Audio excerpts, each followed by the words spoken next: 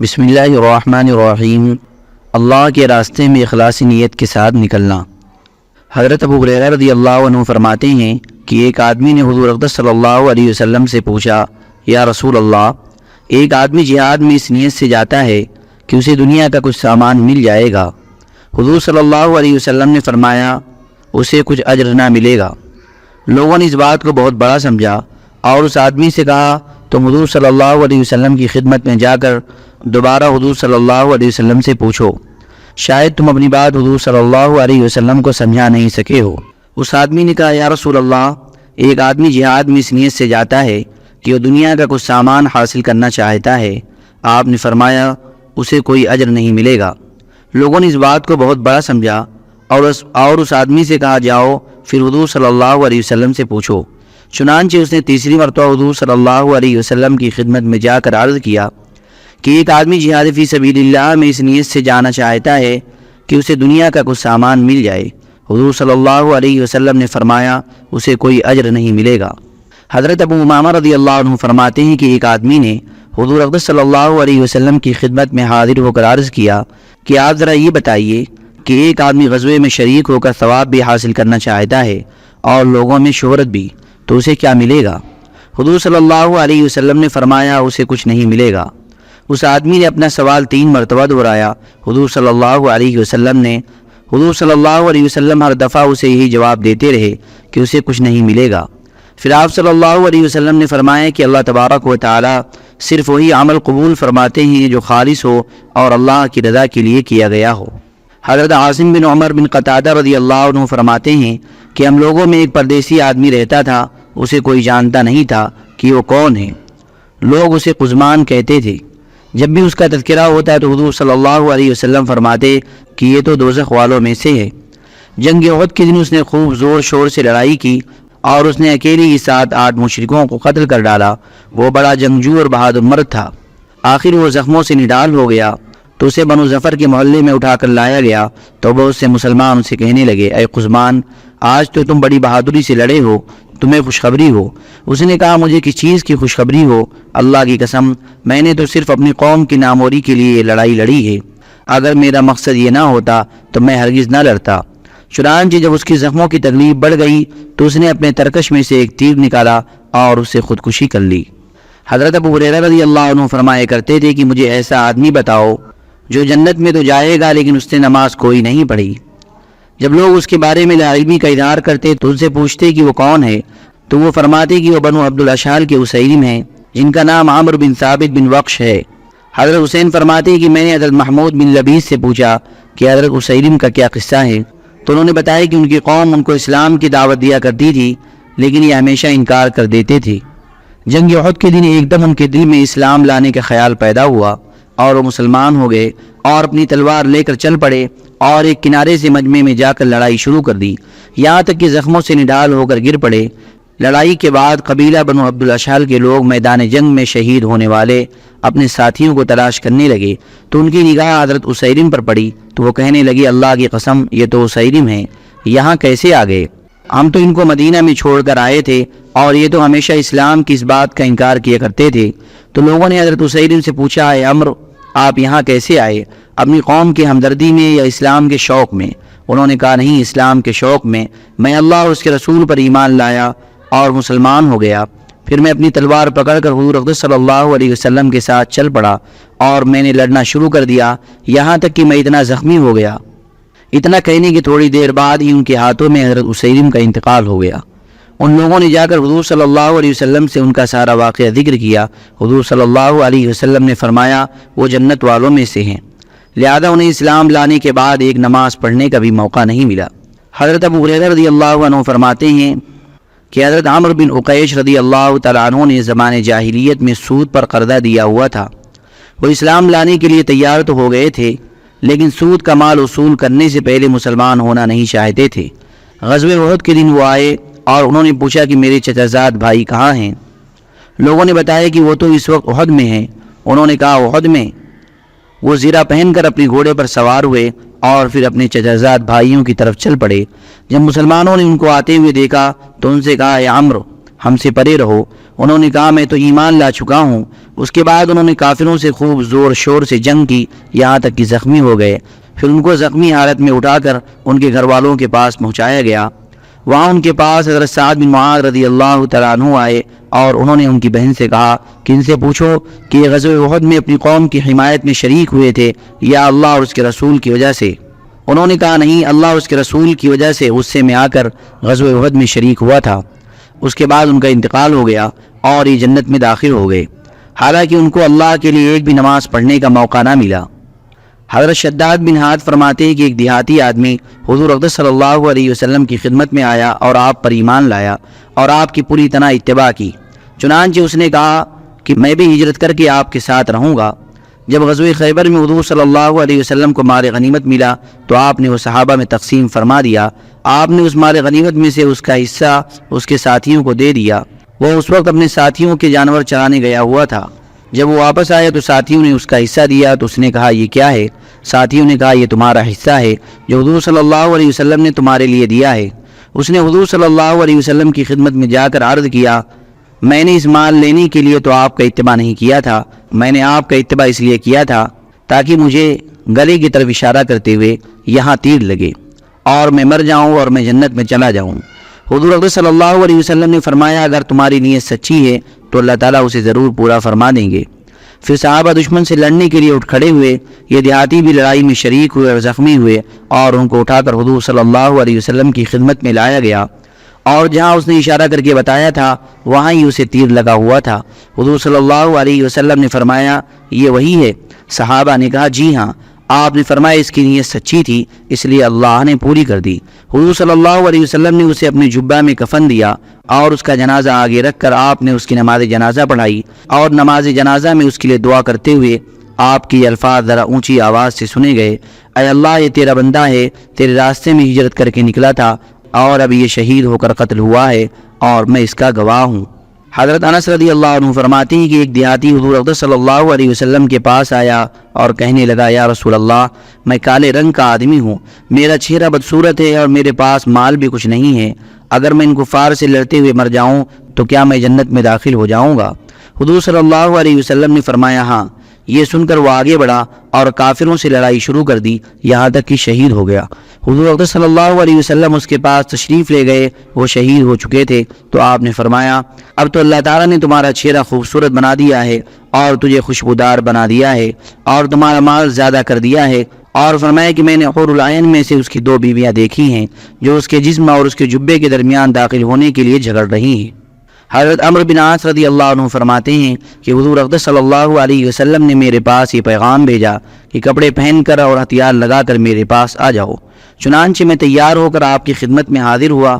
آپ نے فرمایا میں تمہیں ایک لشکر کا امیر بنا کر بھیجنا چاہتا ہوں، اللہ تعالیٰ تمہیں سلامت بھی رکھے گا اور تمہیں مال غنیمت بھی دے گا، اور میں بھی اس مال میں سے تمہیں عمدہ مال دوں گا۔ اس پر میں نے کہا میں تو مال کی وجہ سے اسلام نہیں لایا بلکہ مسلمان بننے کے شوق میں میں نے اسلام کو قبول کیا۔ آپ نے فرمایا اے عمرو بھلے آدمی کے لیے عمدہ مال بہترین چیز ہے۔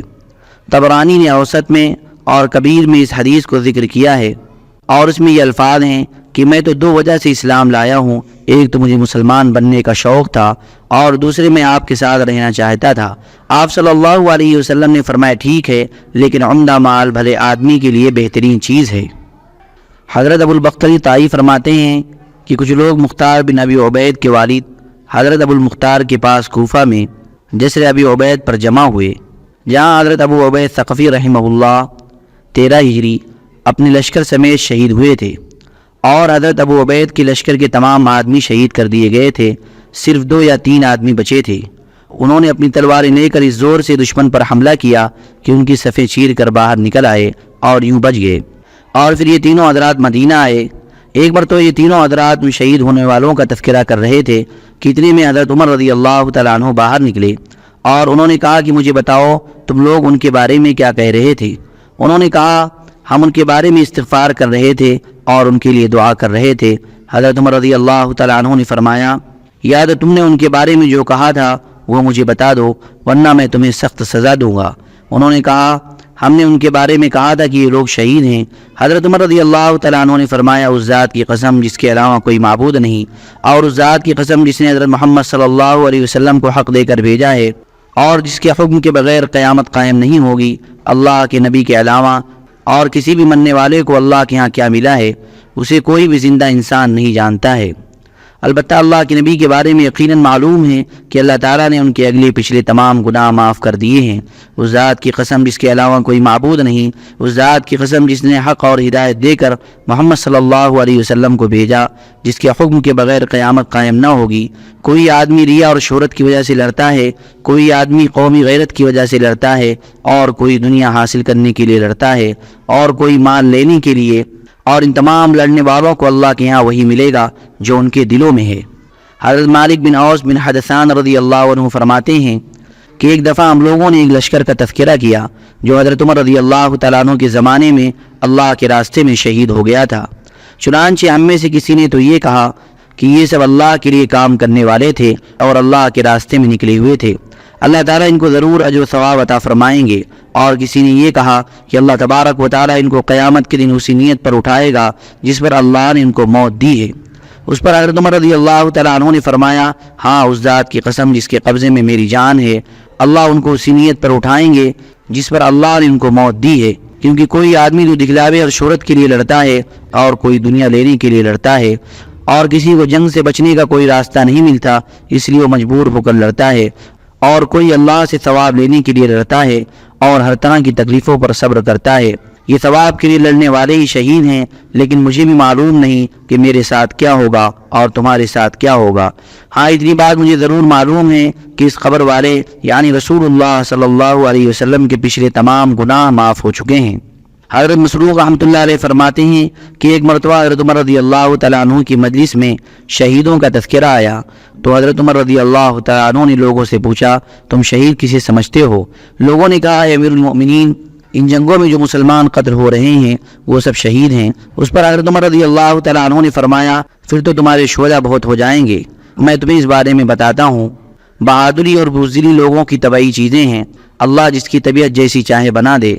بہادر آدمی تو جذبے سے لڑتا ہے اور اپنے گھر والوں کے پاس واپس جانے کی پرواہ بھی نہیں کرتا، اور بزدل آدمی اپنی بیوی کی وجہ سے میدان جنگ سے بھاگ جاتا ہے، اور شہید وہ ہے جو اللہ سے اجر و ثواب لینے کی نیت سے اپنی جان پیش کرے، اور کامل مہاجر وہ ہے جو ان تمام چیزوں کو چھوڑ دے جن سے اللہ نے روکا ہے، اور کامل مسلمان وہ ہے جس کی زبان اور ہاتھ سے سارے مسلمان محفوظ رہیں۔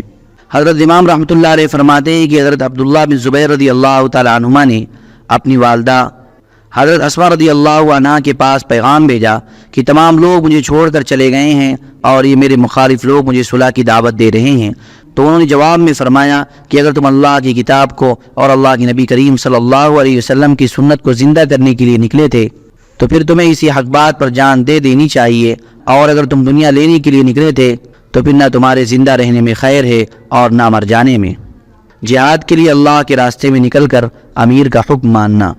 حضرت ابو مالک اشعری رضی اللہ عنہ فرماتے ہیں کہ رسول اللہ صلی اللہ علیہ وسلم نے ہمیں ایک لشکر میں بھیجا اور حضرت سعد بن ابی وقاص رضی اللہ تعالیٰ عنہ کو ہمارا امیر بنایا۔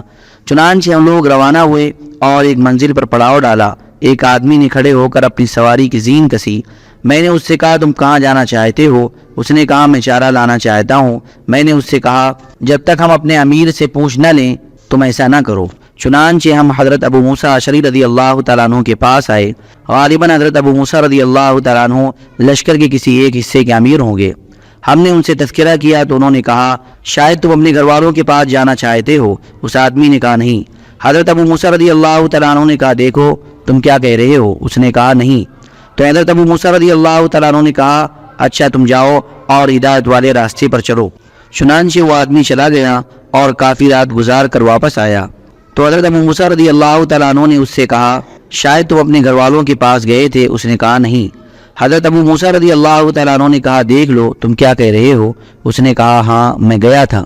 حضرت ابو موسیٰ رضی اللہ تعالیٰ عنہ نے فرمایا، تو آگ میں چل کر اپنے گھر گیا اور وہاں جتنی دیر بیٹھا رہا تو آگ میں بیٹھا رہا اور آگ میں چل کر واپس آیا۔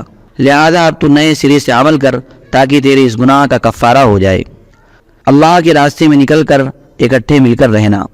حضرت ابو ثعلبہ خشنی رضی اللہ تعالیٰ عنہ فرماتے ہیں کہ لوگ جب کسی منزل پر پڑاؤ ڈالا کرتے تھے تو بکھر جایا کرتے تھے اور گھاٹیوں اور وادیوں میں پھیل جایا کرتے تھے، تو حضور اقدس صلی اللہ علیہ وسلم نے فرمایا تمہارا یہ گھاٹیوں اور وادیوں میں بکھر جانا شیطان کی طرف سے ہے۔ اس فرمان کے بعد مسلمان جہاں بھی ٹھہرتے اکٹھے ہو کر مل جل کر رہتے۔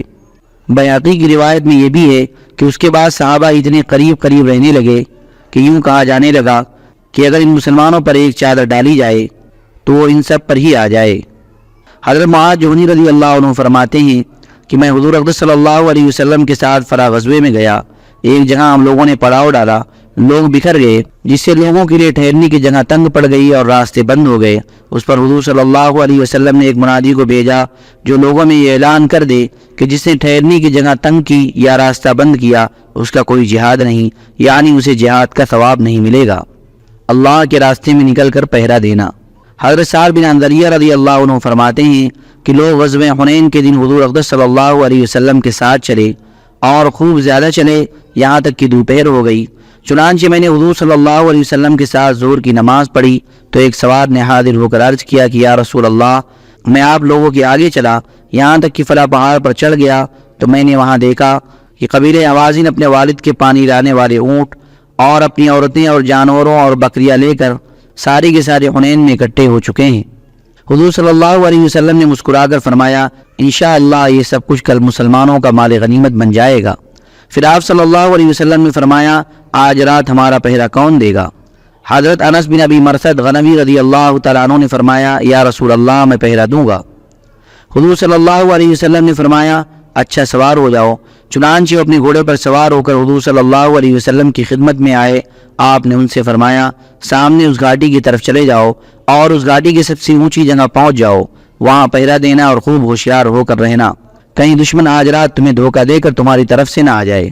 جب صبح ہوئی تو حضور صلی اللہ علیہ وسلم اپنی نماز کی جگہ پر تشریف لے گئے اور 2 رکعت نماز پڑھی۔ پھر آپ نے فرمایا کیا تمہیں اپنے سوار کا کچھ پتہ چلا؟ صحابہ نے کہا یا رسول اللہ ہمیں تو اس کا کچھ پتہ نہیں۔ پھر نماز کی اقامت ہوئی اور نماز کے دوران حضور صلی اللہ علیہ وسلم کی توجہ گھاٹی کی طرف رہی۔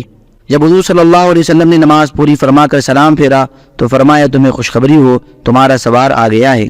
ہم لوگوں نے گھاٹی کے درختوں کے درمیان دیکھنا شروع کیا تو وہ سوار آ رہا تھا، چنانچہ اس نے حضور صلی اللہ علیہ وسلم کی خدمت میں حاضر ہو کر سلام کیا اور کہا کہ میں کل یہاں سے چلا اور چلتے ہوئے اس گھاٹی کی سب سے اونچی جگہ پہنچ گیا جہاں جانے کا مجھے اللہ کے رسول صلی اللہ علیہ وسلم نے حکم دیا تھا۔ میں رات بھر وہاں پہرا دیتا رہا۔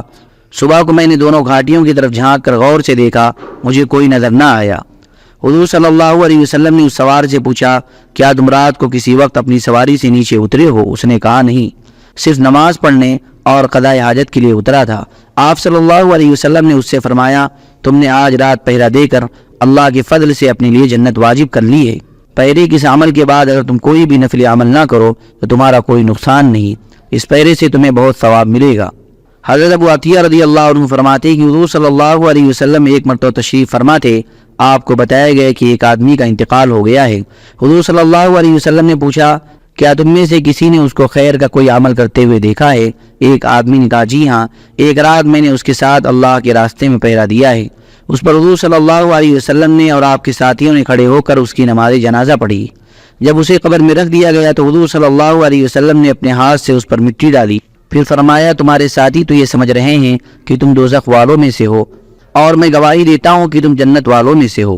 پھر حضور صلی اللہ علیہ وسلم نے حضرت عمر بن خطاب رضی اللہ عنہ سے فرمایا تم لوگوں کے برے اعمال کے بارے میں نہ پوچھو بلکہ تم فطرت والے اسلامی اعمال کے بارے میں پوچھا کرو۔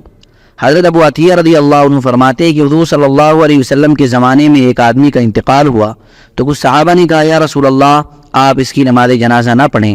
حضور صلی اللہ علیہ وسلم نے پوچھا کیا تم میں سے کسی نے اسے کوئی نیک عمل کرتے ہوئے دیکھا ہے؟ پھر آگے پوری حدیث بیان کی۔ حضرت ابن عائد رضی اللہ عنہ فرماتے کہ حضور صلی اللہ علیہ وسلم ایک آدمی کے جنازے کے لیے باہر تشریف لائے۔ جب وہ جنازہ رکھا گیا تو حضرت عمر بن خطاب رضی اللہ تعالیٰ عنہ نے فرمایا یا رسول اللہ آپ اس کی نماز جنازہ نہ پڑھیں کیونکہ یہ بدکار آدمی ہے۔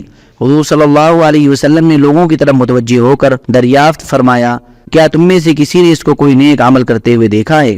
آگے پچھلی حدیث کی طرح مضمون بیان کیا ہے۔ صفحہ 421 پر سخت سردی برداشت کرنے کے باب میں حضرت ابو ریحانہ رضی اللہ تعالیٰ عنہ کی حدیث گزر چکی ہے کہ حضور صلی اللہ علیہ وسلم نے فرمایا آج رات ہمارا پہرا کون دے گا؟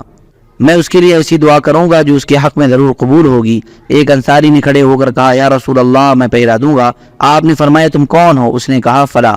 آپ نے فرمایا قریب آ جاؤ۔ چنانچہ وہ انصاری قریب آئے۔ حضور صلی اللہ علیہ وسلم نے اس کے کپڑے کا ایک کنارہ پکڑ کر دعا کرنی شروع کی۔ جب میں نے وہ دعا سنی تو میں نے کہا میں بھی تیار ہوں۔ آپ نے فرمایا تم کون ہو؟ میں نے کہا ابو ریحانہ۔ آپ نے میرے لیے بھی دعا فرمائی لیکن میرے ساتھی سے کم۔ پھر آپ نے فرمایا جو آنکھ اللہ کے راستے میں پہرا دے اس آنکھ پر آگ حرام کر دی گئی ہے۔ اور اللہ کے راستے میں نکل کر نماز پڑھنے کے باب میں حضرت جابر رضی اللہ تعالیٰ عنہ کی حدیث گزر چکی ہے۔ اس میں یہ ہے کہ آپ نے فرمایا آج رات ہمارا پہرا کون دے گا؟ ایک مہاجری اور ایک انصاری نے اپنے آپ کو پہرے کے لیے پیش کیا اور انہوں نے کہا یا رسول اللہ ہم پہرا دیں گے۔ آپ صلی اللہ علیہ وسلم نے فرمایا تم دونوں اس وادی کی گھاٹی کے سرے پر چلے جاؤ۔ یہ دونوں حضرت عمار بن یاسر اور حضرت عباس بن بشر رضی اللہ عنہم تھے۔ اس کے بعد آگے حدیث ذکر کی ہے۔ جہاد کے لیے اللہ کے راستے میں نکل کر بیماریاں برداشت کرنا۔ حضرت ابو سعید رضی اللہ عنہ فرماتے ہیں کہ حضور صلی اللہ علیہ وسلم نے فرمایا جب بھی مسلمان کے جسم کو کوئی تکلیف پہنچتی ہے تو اس کے بدلے میں اللہ تعالیٰ گناہوں کو معاف فرما دیتے ہیں۔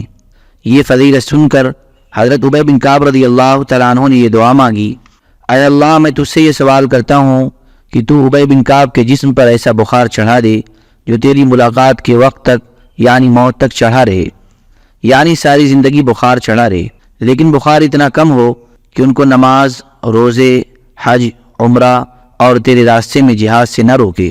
چنانچہ ان کو اسی وقت بخار چڑھ گیا جو مرتے دم تک چڑھا رہا، اترا نہیں، اور اس بخار کی حالت میں ہی نماز با جماعت پڑھا کرتے تھے، روزے رکھا کرتے تھے، حج اور عمرے کیا کرتے تھے اور سفر غزوے میں جایا کرتے تھے۔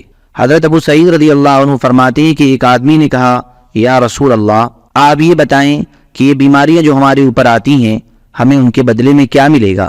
آپ صلی اللہ علیہ وسلم نے فرمایا یہ بیماریاں گناہوں کو مٹانے والی ہیں۔ اس پر حضرت ابی رضی اللہ تعالیٰ عنہ نے حضور صلی اللہ علیہ وسلم سے پوچھا اگرچہ وہ بیماری بہت تھوڑی ہو؟ آپ نے فرمایا ہاں اگرچہ وہ کانٹا لگنا ہی ہو یا اس سے بھی کم درجے کی تکلیف ہو۔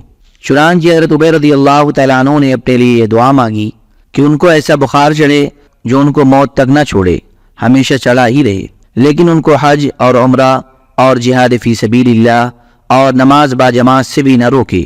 ان کی یہ دعا قبول ہوئی اور موت تک ان کی یہ کیفیت رہی کہ جو انسان بھی ان کو ہاتھ لگاتا وہ بخار کی حرارت محسوس کرتا۔ اللہ کے راستے میں نیزے یا کسی اور چیز سے زخمی ہونا۔ حضرت جندب بن سفیان رضی اللہ تعالیٰ عنہ فرماتے ہیں کہ ایک دفعہ حضور صلی اللہ علیہ وسلم پیدل چل رہے تھے کہ اچانک ایک پتھر سے آپ کو ٹھوکر لگی جس سے آپ کی انگلی مبارک خون آلود ہو گئی۔ آپ صلی اللہ علیہ وسلم نے یہ شعر پڑھا هل انت الا اصبع دمیتی وفی سبیل اللہ ما لقیتی، تو ایک انگلی تو ہے جو خون آلود ہو گئی اور تجھے جو تکلیف آئی ہے یہ اللہ کے راستے ہی میں آئی ہے۔ اور صفحہ 357 پر حضور اقدس صلی اللہ علیہ وسلم کی سختیوں اور تکلیفوں کے برداشت کرنے کے باب میں حضرت انس رضی اللہ تعالیٰ عنہ کی حدیث گزر چکی ہے کہ جنگ احد کے دن حضور صلی اللہ علیہ وسلم کا رباعی دندان مبارک شہید ہو گیا تھا اور آپ کا سر مبارک زخمی ہو گیا تھا۔ آگے اور حدیث بھی ذکر کی ہے۔ اور صفحہ 358 پر حضرت عائشہ رضی اللہ تعالیٰ عنہ کی حدیث گزر چکی ہے کہ وہ فرماتی ہیں کہ جب حضرت ابو بکر رضی اللہ تعالیٰ عنہ جنگ احد کا ذکر فرماتے تو یہ ارشاد فرماتے کہ یہ دن سارے کا سارا حضرت طلحہ کے حساب میں ہے۔ پھر تفصیل سے بیان کرتے آگے اور بھی حدیث ہے جس میں یہ مضمون بھی ہے کہ ہم دونوں حضور صلی اللہ علیہ وسلم کی خدمت میں پہنچے تو ہم دونوں نے دیکھا کہ آپ کا رباعی دندان مبارک شہید ہو چکا ہے اور آپ کا چہرے مبارک زخمی ہے اور خود کی 2 لکڑیاں آپ کے رخسار مبارک میں گھس گئی ہیں۔ آپ صلی اللہ علیہ وسلم نے فرمایا اپنے ساتھی طلحہ کی خبر لو جو زیادہ خون نکلنے کی وجہ سے کمزور ہو چکے تھے۔ آگے اور بھی حدیث ہے جس میں یہ ہے کہ ہم حضور صلی اللہ علیہ وسلم کی خدمت سے فارغ ہو کر حضرت طلحہ کے پاس آئے۔ وہ ایک گڑھے میں پڑے ہوئے تھے اور ان کے جسم پر نیزے اور تیر اور تلوار کے 70 سے زیادہ زخم تھے اور ان کی انگلی بھی کٹ گئی تھی۔ ہم نے ان کی دیکھ بھال کی۔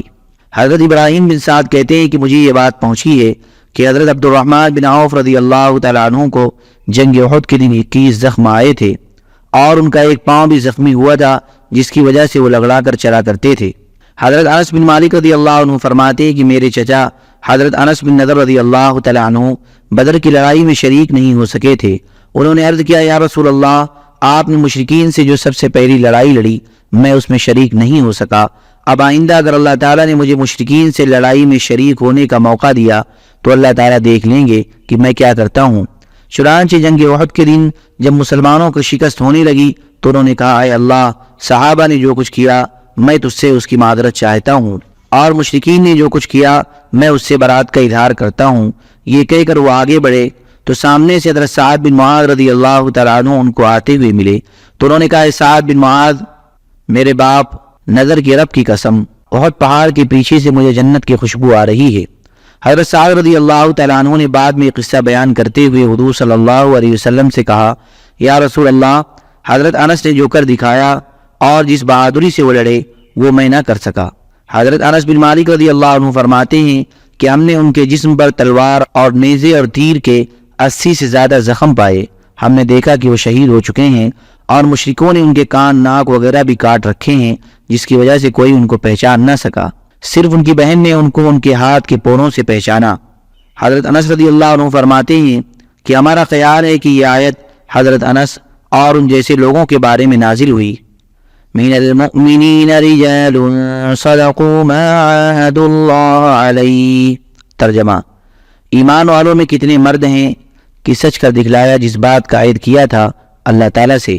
حضرت انس رضی اللہ عنہ فرماتے ہیں کہ میرے چچا حضرت انس بن نضر رضی اللہ تعالیٰ عنہ، جن کے نام پر میرا نام انس رکھا گیا، وہ غزوہ بدر میں حضور صلی اللہ علیہ وسلم کے ساتھ شریک نہیں ہوئے تھے، اور یہ شریک نہ ہونا ان پر بڑا گرا تھا۔ اس لیے انہوں نے کہا کہ حضور صلی اللہ علیہ وسلم کا یہ پہلا غزوہ ہوا ہے اور میں اس میں شریک نہیں ہو سکا۔ اگر آئندہ اللہ تعالیٰ نے مجھے حضور صلی اللہ علیہ وسلم کے ساتھ کسی غزوے میں شریک ہونے کا موقع دیا تو اللہ تعالیٰ دیکھ لیں گے کہ میں کیا کرتا ہوں۔ اس کے علاوہ مزید کچھ اور کہنے کی ان کو ہمت نہ ہوئی۔ چنانچہ وہ حضور صلی اللہ علیہ وسلم کے ساتھ غزوہ احد میں شریک ہوئے۔ جنگ کے دوران ان کو حضرت سعد بن معاذ رضی اللہ تعالیٰ عنہ سامنے سے آتے ہوئے ملے تو حضرت انس نے ان سے کہا، اے ابو عمرو، تم کہاں ہو؟ واہ واہ، جنت کی خوشبودار ہوا کیا ہی عمدہ ہے جو مجھے احد کے پیچھے سے آ رہی ہے۔ پھر انہوں نے کافروں سے جنگ شروع کر دی یہاں تک کہ شہید ہو گئے، اور ان کے جسم میں تلوار اور نیزے اور تیر کے 80 سے زیادہ زخم پائے گئے۔ ان کی بہن میری پھوپھی ربیع بنت نضر فرماتی ہیں کہ میں اپنے بھائی کو صرف ان کے پوروں سے ہی پہچان سکی۔ اس پر یہ آیت نازل ہوئی، من المؤمنین رجال صدقوا ما عاهدوا اللہ علیہ فمنهم من قضى نحبه ومنهم من ينتظر وما بدلوا تبدیلا۔ ترجمہ: ایمان والوں میں کتنے مرد ہیں کہ سچ کر دکھلایا جس بات کا عہد کیا تھا اللہ سے، پھر کوئی تو ان میں پورا کر چکا اپنا ذمہ، اور کوئی ہے ان میں راہ دیکھ رہا اور بدلہ نہیں در رہا۔ حضرت انس رضی اللہ عنہ فرماتے ہیں کہ صحابہ کا یہ خیال تھا کہ یہ آیت حضرت انس بن نضر اور ان کے ساتھیوں کے بارے میں نازل ہوئی ہے۔ حضرت ابن عمر رضی اللہ عنہ فرماتے ہیں کہ حضور صلی اللہ علیہ وسلم نے غزوہ موتہ میں حضرت زید بن حارثہ رضی اللہ تعالیٰ عنہ کو امیر بنا کر بھیجا، اور آپ نے فرمایا اگر زید شہید ہو جائیں تو جعفر امیر ہوں گے، اور اگر جعفر شہید ہو جائیں تو عبداللہ بن رواحہ امیر ہوں گے۔ حضرت عبداللہ ابن عمر فرماتے ہیں کہ میں بھی اس غزوے میں مسلمانوں کے ساتھ گیا تھا۔ لڑائی کے بعد ہم نے حضرت جعفر بن ابی طالب کو تلاش کرنا شروع کیا تو ہم نے ان کو شہید پایا، اور ہم نے ان کے جسم میں تلوار اور تیر کے 90 سے زیادہ زخم پائے، اور ان کی ایک روایت میں یہ ہے کہ ان میں سے ایک بھی زخم ان کی پشت پر نہیں تھا بلکہ سارے زخم ان کے اگلے حصے میں تھا۔ حضرت عمرو بن شرحبیل رضی اللہ عنہ فرماتے ہیں کہ جب غزوہ خندق کے دن حضرت سعد بن معاذ رضی اللہ تعالیٰ عنہ کو تیر لگا تو ان کا خون حضور صلی اللہ علیہ وسلم پر گرنے لگا۔ حضرت ابو بکر رضی اللہ عنہ آ کر کہنے لگے، ہائے قبر ٹوٹ گئی۔ حضور صلی اللہ علیہ وسلم نے فرمایا، خاموش رہو۔ پھر حضرت عمر رضی اللہ تعالیٰ عنہ آئے اور انہوں نے حضرت سعد کی حالت دیکھ کر کہا، انا للہ و انا الیہ راجعون۔ حضرت سعید بن عبید ثقفی رضی اللہ عنہ فرماتے ہیں کہ غزوہ طائف کے دن میں نے حضرت ابو سفیان بن حرب رضی اللہ عنہ کو ابو یعلا کے باغ میں دیکھا کہ بیٹھے ہوئے کچھ کھا رہے ہیں۔ میں نے ان کو تیر مارا جو ان کی آنکھ میں لگا۔ چنانچہ وہ حضور صلی اللہ علیہ وسلم کی خدمت میں گئے اور عرض کیا، یا رسول اللہ، یہ میری آنکھ ہے جو اللہ کے راستے میں ضائع ہو گئی ہے۔ حضور صلی اللہ علیہ وسلم نے فرمایا، اگر تم چاہو تو میں اللہ سے دعا کر دوں جس سے تمہاری آنکھ تمہیں واپس مل جائے، اور اگر تم چاہو تو صبر کر لو اور تمہیں جنت مل جائے۔ حضرت ابو سفیان نے عرض کیا مجھے تو جنت چاہیے، آنکھ نہیں چاہیے۔ حضرت قتادہ بن نعمان رضی اللہ عنہ فرماتے ہیں کہ جنگ بدر کے دن ان کی آنکھ زخمی ہو گئی اور آنکھ کی پتلی ان کی رخسار پر لٹک گئی، لوگوں نے اسے کاٹنا چاہا۔ آگے پوری حدیث بیان کی جو کہ آگے صحابہ کی تائید غیبی کے باب میں آئے گی انشاءاللہ۔ حضرت رفاعہ بن رافع رضی اللہ عنہ فرماتے ہیں کہ جنگ بدر کے موقع پر لوگ امیہ بن خلف کے پاس جمع ہو گئے، ہم بھی اس کے پاس گئے۔ میں نے دیکھا کہ اس کی زرہ کا ایک ٹکڑا اس کے بغل کے نیچے سے ٹوٹا ہوا ہے، میں نے اس پر تلوار زور سے ماری۔ جنگ بدر کے دن مجھے ایک تیر لگا جس سے میری آنکھ پھوٹ گئی، حضور صلی اللہ علیہ وسلم نے اس پر لعاب مبارک لگایا اور میری آنکھ کے لیے ٹھیک ہونے کی دعا فرمائی، اس کے بعد مجھے کوئی تکلیف نہ ہوئی۔ صفحہ 429 پر یحییٰ بن عبد الحمید کی حدیث گزر چکی ہے کہ ان کی دادی بیان کرتی ہیں کہ حضرت رافع بن خدیج رضی اللہ تعالیٰ عنہ کو چھاتی میں ایک تیر لگا، اور صفحہ 427 پر حضرت ابو صائب رضی اللہ تعالیٰ عنہ کی حدیث دعوت اللہ کی وجہ سے زخموں اور بیماریوں کو برداشت کرنے کے باب میں گزر چکی ہے کہ بنو عبد الاشعر کے ایک آدمی نے کہا کہ میں اور میرا بھائی غزوہ احد میں شریک ہوئے، ہم دونوں وہاں سے زخمی ہو کر واپس ہوئے۔ پھر آگے حدیث بیان کی جس میں یہ ہے کہ اللہ کی قسم ہمارے پاس سوار ہونے کے لیے کوئی سواری نہیں تھی، ہم دونوں بھائی بہت زیادہ زخمی اور بیمار تھے۔ بہرحال ہم دونوں حضور صلی اللہ علیہ وسلم کے ساتھ چل دیے، میں اپنے بھائی سے کم زخمی تھا، جب چلتے چلتے میرا بھائی ہمت ہار جاتا تھا تو میں کچھ دیر کے لیے اسے اٹھا لیتا، پھر کچھ دیر وہ پیدل چلتا، ہم دونوں اسی طرح چلتے رہے اور میں بھائی کو بار بار اٹھاتا رہا، یہاں تک کہ ہم بھی وہاں پہنچ گئے جہاں باقی مسلمان پہنچے تھے۔ حضرت انس رضی اللہ عنہ فرماتے ہیں کہ حضرت برا رضی اللہ تعالیٰ عنہ نے مسلمہ کذاب سے جنگ کے دن اپنے آپ کو باغ والوں پر پھینک دیا۔ مسلمہ کے ساتھی ایک باغ میں داخل ہو گئے تھے اور اندر سے انہوں نے دروازہ بند کر لیا تھا، باغ کے چاروں طرف دیوار تھی، حضرت برا اس دیوار کو پھناک کر اندر داخل ہوئے تھے، چنانچہ اندر جا کر انہوں نے اکیلے ہی لڑنا شروع کیا اور اتنے زور سے حملہ کیا کہ دروازے تک پہنچنے میں کامیاب ہو گئے اور انہوں نے دروازہ کھول دیا۔ انہیں تیر اور تلوار کے 80 سے زیادہ زخم آ چکے تھے، پھر ان کو اٹھا کر علاج کے لیے ان کی قیام گاہ پر پہنچایا گیا اور حضرت خالد رضی اللہ تعالیٰ عنہ ان کی تیمارداری اور علاج کے لیے 1 مہینہ ان کے پاس ٹھہرے رہے۔ حضرت اسحاق بن عبداللہ بن ابی طلحہ رضی اللہ عنہ فرماتے ہیں کہ حضرت انس بن مالک رضی اللہ عنہ اور ان کے بھائی ملک عراق میں حریق مقام پر دشمن کے قلعے کے پاس تھے، دشمن کے آدمی گرم زنجیروں میں آنکڑے باندھ کر پھینک رہے تھے، مسلمانوں میں سے جو آدمی اس آنکڑے میں پھنس جاتا اسے وہ اپنی طرف کھینچ لیتے، چنانچہ انہوں نے حضرت انس رضی اللہ تعالیٰ عنہ کے ساتھ بھی ایسا ہی کیا، انہیں آنکڑے میں پھنسا لیا۔ تو حضرت برا رضی اللہ تعالیٰ عنہ آگے بڑھے اور دیوار کی طرف دیکھتے رہے، جیسے ہی انہیں موقع ملا انہوں نے ہاتھ سے اس زنجیر کو پکڑ لیا اور جب تک اس آنکڑے کی پیچھے والی رسی نہ کاٹ لی اس وقت تک اس گرم زنجیر کو ہاتھ سے پکڑے رکھا۔ اس کے بعد جب انہوں نے اپنے ہاتھ کو دیکھا تو ہاتھوں کی ہڈیاں نظر آ رہی تھیں اور گوشت جل کر ختم ہو چکا تھا۔ اس طرح اللہ تبارک و تعالیٰ نے حضرت انس بن مالک رضی اللہ عنہ کو بچا لیا۔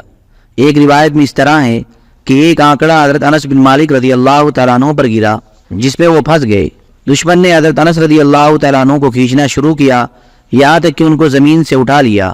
ان کے بھائی حضرت برا رضی اللہ تعالیٰ عنہ دشمن سے لڑ رہے تھے تو ان کو لوگوں نے آ کر کہا کہ اپنے بھائی کو بچا لو، چنانچہ وہ دوڑتے ہوئے آئے اور دیوار پر کود کر چڑھ گئے، پھر اپنے ہاتھ سے اس گرم زنجیر کو پکڑ لیا، وہ زنجیر گھوم رہی تھی، زنجیر کو پکڑ کر اسے کھینچتے رہے اور گرم زنجیر کی وجہ سے ان کے ہاتھوں کی کھال اور گوشت جلنے لگا اور پھر ان کے ہاتھوں سے دھواں نکلتا رہا یہاں تک کہ انہوں نے زنجیر کی رسی کاٹ لی۔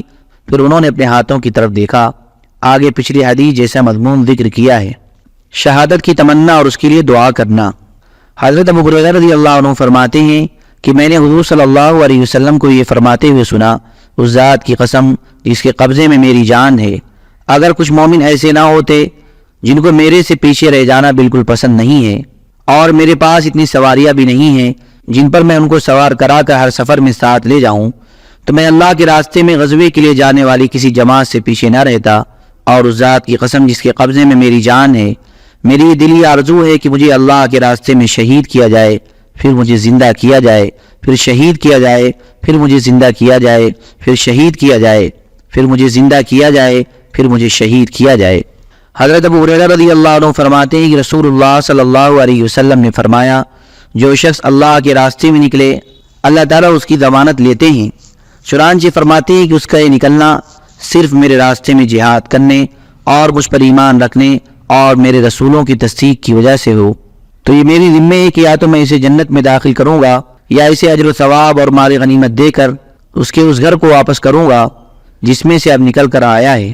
اس ذات کی قسم جس کے قبضے میں محمد صلی اللہ علیہ وسلم کی جان ہے، جو زخم بھی مسلمان کو اللہ کے راستے میں لگتا ہے، قیامت کے دن وہ زخم اسی حالت میں ہوگا جو حالت زخمی ہونے کے وقت تھی۔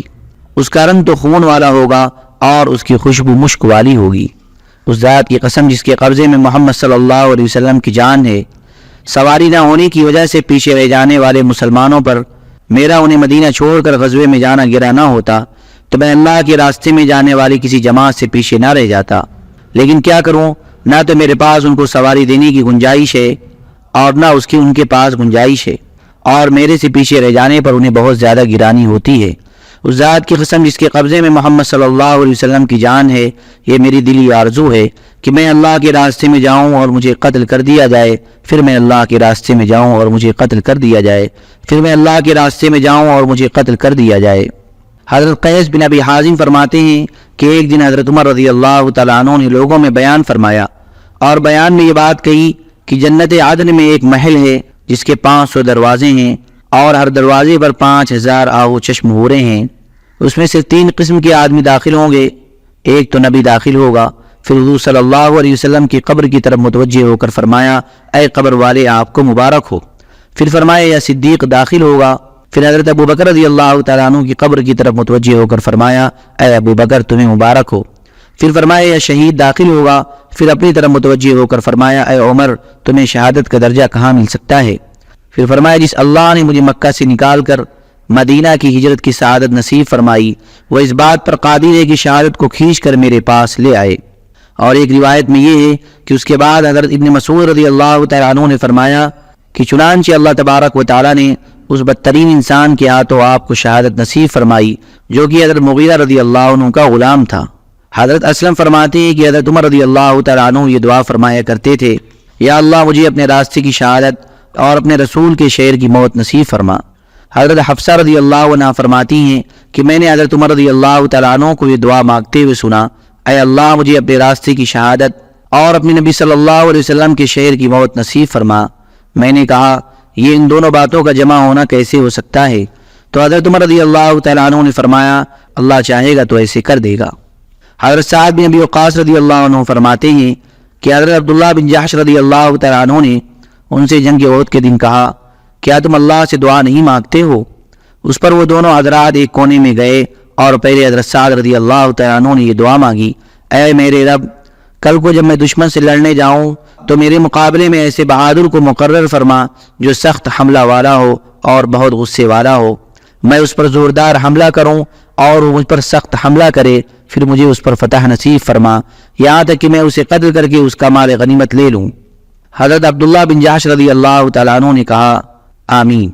پھر انہوں نے یہ دعا مانگی اے اللہ کل کو میدان جنگ میں ایک بہادر سے میرا مقابلہ کرا جو بہت غصے والا اور سخت حملہ والا ہو، میں اس پر تیری وجہ سے حملہ کروں اور وہ مجھ پر زوردار حملہ کرے، پھر وہ مجھے پکڑ کر میرے ناک اور کان کاٹ دے، پھر کل جب تیرے حضور میں میری پیشی ہو تو کہے کہ تیرے ناک اور کان کیوں کاٹے گئے ہیں، تو میں کہوں تیری اور تیرے رسول کی وجہ سے، پھر تو کہے کہ ہاں تم نے ٹھیک کہا۔ حضرت سعد فرماتے کہ اے میرے بیٹے حضرت عبداللہ بن جحش کی دعا میری دعا سے بہتر تھی، چنانچہ میں نے دن کے آخری حصے یعنی شام کو دیکھا کہ ان کے ناک اور کان ایک دھاگے میں پروئے ہوئے ہیں۔ حضرت سعید بن مسیب رحمۃ اللہ علیہ فرماتے ہیں کہ حضرت عبداللہ بن جحش رضی اللہ تعالیٰ عنہ نے یہ دعا مانگی اے اللہ میں تجھے قسم دیتا ہوں کہ کل جب میں دشمن سے ملوں تو وہ مجھے قتل کر کے میرے پیٹ کو پھاڑ دے اور میرے ناک اور کان کاٹ دے، پھر تم مجھ سے پوچھے یہ سب کچھ کیوں ہوا تو میں کہوں یہ سب کچھ تیرے لیے ہوا۔ حضرت سعید بن مسیب فرماتے ہیں کہ جیسے اللہ نے ان کی قسم کا شروع والا حصہ پورا کر دیا ایسی ہی قسم کا آخری حصہ بھی ضرور پورا کر دیں گے۔ حضرت انس رضی اللہ عنہ فرماتے ہیں کہ رسول اللہ صلی اللہ علیہ وسلم نے فرمایا بہت سے 2 پرانی چادروں والے ایسے ہیں کہ ان کی طرف کوئی توجہ ہی نہیں کرتا، لیکن اگر وہ اللہ پر قسم کھا لیں تو اللہ تعالیٰ ان کی قسم کو ضرور پورا کر دے، اور ان لوگوں میں سے ایک حضرت برا بن مالک رضی اللہ عنہ بھی ہیں۔ چنانچہ جب جنگ تستر کے دن مسلمانوں کو شکست ہونے لگی تو لوگوں نے کہا اے برا اللہ کو قسم دے کر فتح کی دعا کرو، چنانچہ حضرت برا رضی اللہ تعالیٰ عنہ نے کہا اے میرے رب میں تجھے قسم دے کر کہتا ہوں کہ تو دشمن کے کندھے ہمارے ہاتھوں میں دے دے اور مجھے اپنے نبی صلی اللہ علیہ وسلم سے ملا دے، یعنی مجھے شہادت کی موت نصیب فرما اور مسلمانوں کو فتح عطا فرما۔ حضرت انس فرماتے ہیں کہ حضرت برا اسی دن شہید ہو گئے۔ حضرت انس رضی اللہ عنہ فرماتے ہیں رسول اللہ صلی اللہ علیہ وسلم نے فرمایا بہت سے لوگ ایسے ہیں جو خود بھی کمزور ہوتے ہیں اور دوسرے لوگ بھی ان کو کمزور سمجھتے ہیں، ان کے پاس اوڑھنے کے لیے صرف 2 پرانی چادریں ہوتی ہیں، لیکن اگر وہ اللہ پر قسم کھا لیں تو اللہ تعالیٰ ان کی قسم کو ضرور پورا کر دے، اور ان لوگوں میں سے حضرت برا بن مالک رضی اللہ عنہ بھی ہیں۔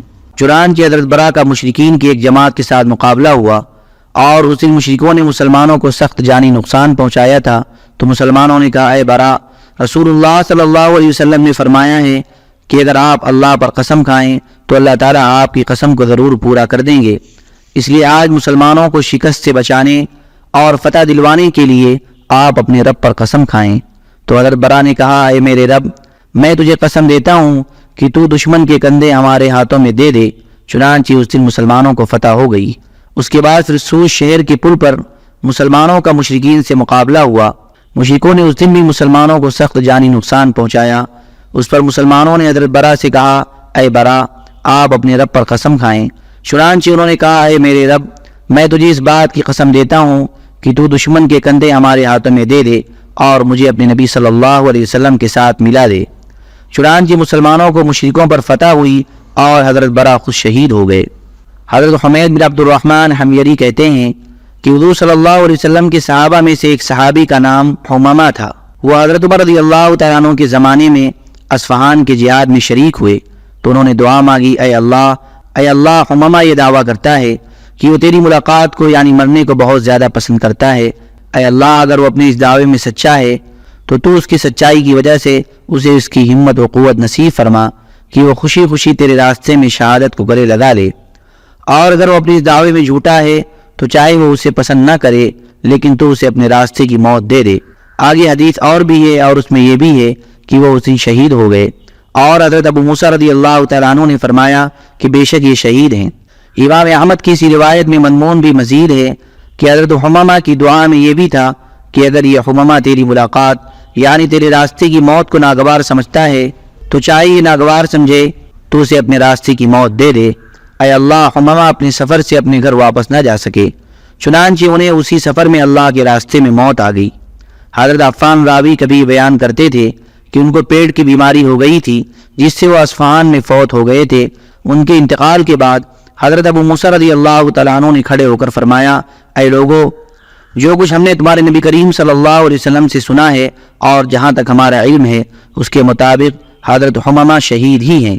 حضرت معقل بن یسار کہتے ہیں کہ حضرت عمر بن خطاب رضی اللہ تعالیٰ عنہ نے ہرمزان ایرانی لشکر کا سپہ سالار جو مسلمانوں سے شکست کھا کر حضرت عمر کے ہاتھ پر مسلمان ہو گیا تھا اس سے مشورہ فرمایا کہ میں جہاد کہاں سے شروع کروں، فارس سے یا آذربائیجان سے یا اصفہان سے؟ تو ہرمز نے کہا کہ فارس اور آذربائیجان تو 2 پر ہیں اور اصفہان سر ہے، اگر تم ایک پر کاٹ دو گے تو دوسرا کام دیتا رہے گا، اور اگر تم سر کاٹ دو گے تو دونوں پر بیکار ہو جائیں گے، اس لیے آپ سر سے یعنی اصفہان سے شروع کریں۔ چنانچہ حضرت عمر رضی اللہ تعالیٰ عنہ مسجد میں تشریف لے گئے، وہاں حضرت نعمان بن مقرن رضی اللہ تعالیٰ عنہ نماز پڑھ رہے تھے۔ حضرت عمر رضی اللہ تعالیٰ عنہ ان کے پاس جا کر بیٹھ گئے۔ جب انہوں نے اپنی نماز پوری کر لی تو ان سے حضرت عمر رضی اللہ تعالیٰ عنہ نے فرمایا کہ میں تم کو اپنا عامل بنانا چاہتا ہوں۔ تو حضرت نعمان رضی اللہ تعالیٰ عنہ نے فرمایا کہ مال جمع کرنے والا عامل تو میں بننا نہیں چاہتا ہوں، البتہ جان دینے والا عامل بننے کو تیار ہوں۔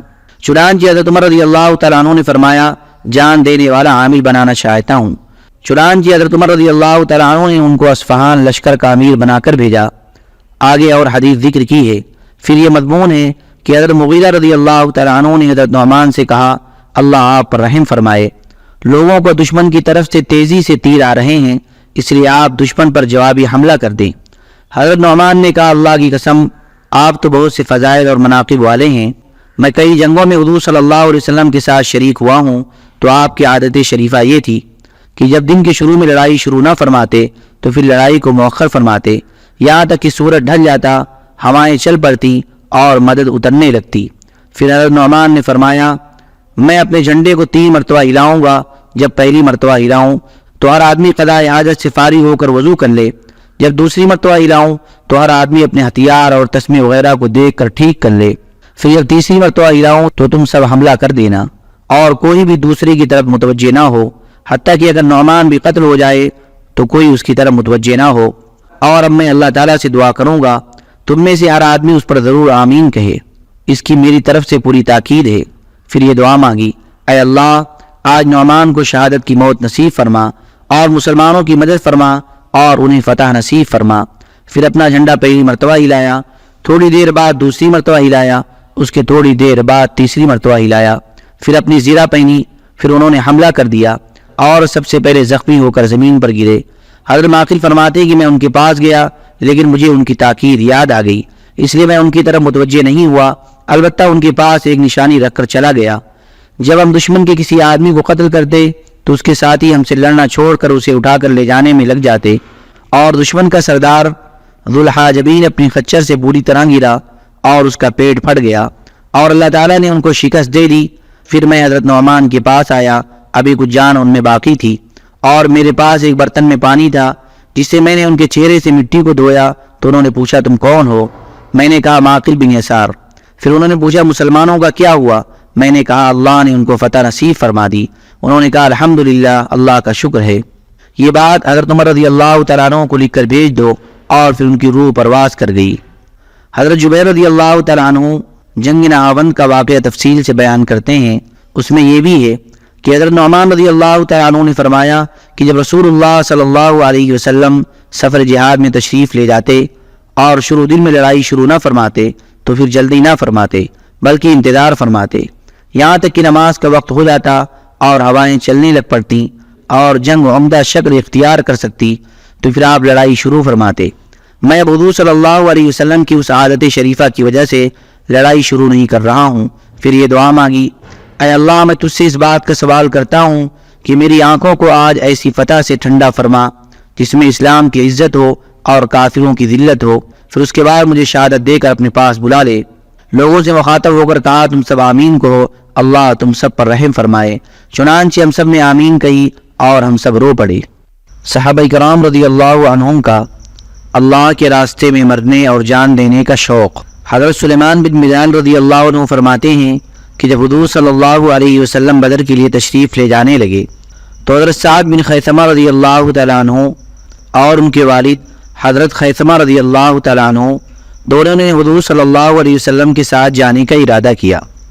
چنانچہ حضور صلی اللہ علیہ وسلم کے سامنے اس کا تذکرہ ہوا تو آپ نے فرمایا دونوں میں سے ایک جائے، چونکہ رکنے پر کوئی راضی نہیں ہے اس لیے دونوں قرعہ ڈال لو۔ حضرت خیثمہ بن حارث رضی اللہ تعالیٰ عنہ نے اپنے بیٹے سعد سے کہا اب ہم دونوں میں سے ایک کا یہاں رہنا تو ضروری ہو گیا ہے، لہذا تم اپنی عورتوں کے پاس ٹھہر جاؤ۔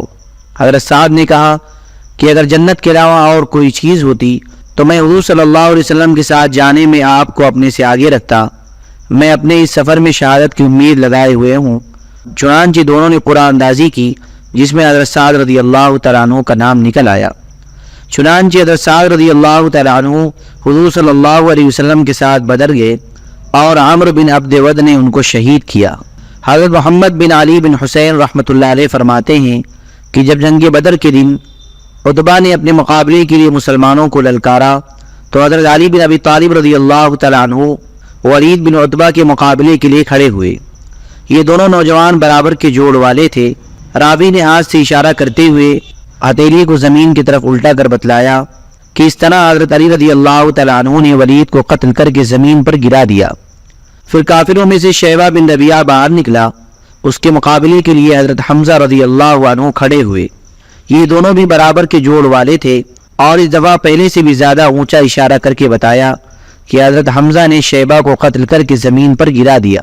پھر کافروں کی طرف سے عتبہ بن ربیعہ کھڑا ہوا، اس کے مقابلے کے لیے حضرت عبیدہ بن حارث رضی اللہ عنہ اٹھے۔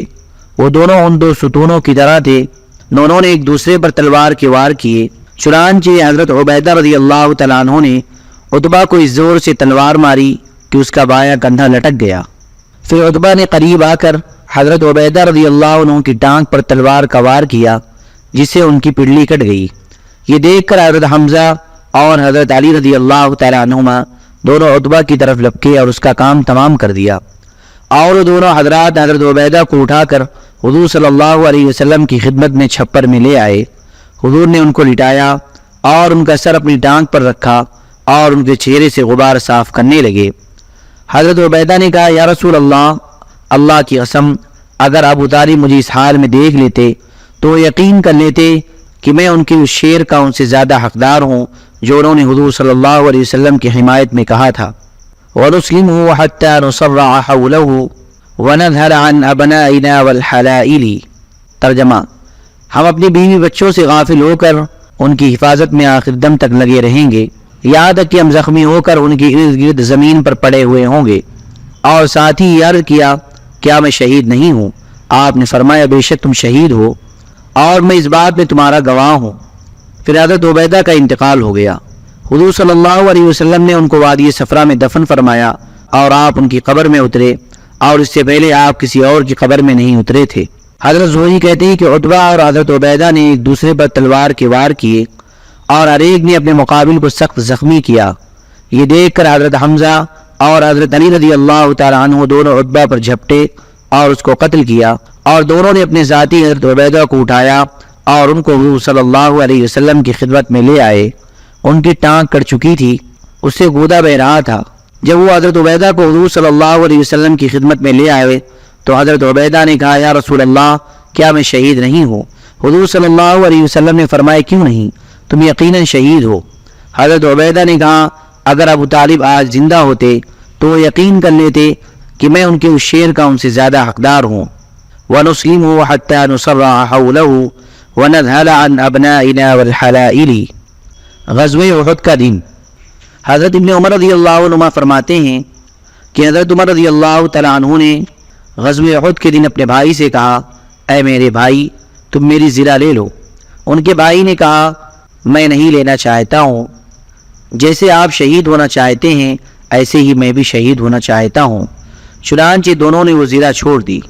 حضرت علی رضی اللہ عنہ فرماتے ہیں کہ جب جنگ احد کے دن لوگ رسول اللہ صلی اللہ علیہ وسلم کے پاس سے چلے گئے اور ان کو شکست ہو گئی تو میں نے حضور صلی اللہ علیہ وسلم کو مقتولین میں دیکھا، لیکن آپ مجھے ان میں نظر نہ آئے۔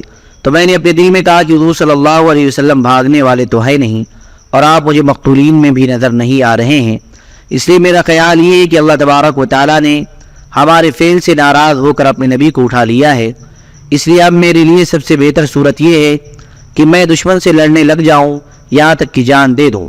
چنانچہ میں نے اپنی تلوار کی میان توڑ دی اور پھر کافروں پر زور سے حملہ کیا، تو پھر کافر میرے سامنے سے ہٹ گئے، تو کیا دیکھتا ہوں کہ حضور صلی اللہ علیہ وسلم ان کے درمیان گھرے ہوئے ہیں۔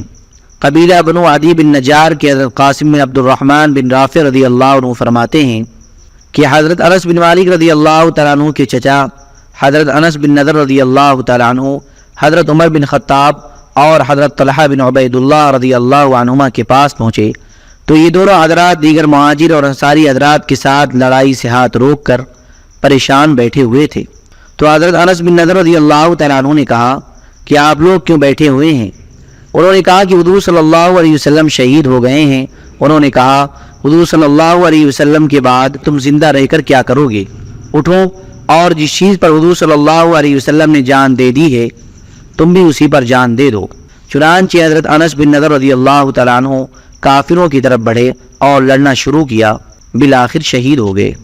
حضرت عبداللہ بن عمار ختمی رضی اللہ عنہ فرماتے ہیں کہ جنگ احد کے دن حضرت ثابت بن دحداحہ رضی اللہ عنہ سامنے سے آئے اور مسلمان الگ الگ ٹولیوں میں حیران و پریشان بیٹھے ہوئے تھے، تو یہ بلند آواز سے کہنے لگے، اے جماعت انصار، میرے پاس آؤ، میرے پاس آؤ، میں ثابت بن دحداحہ ہوں۔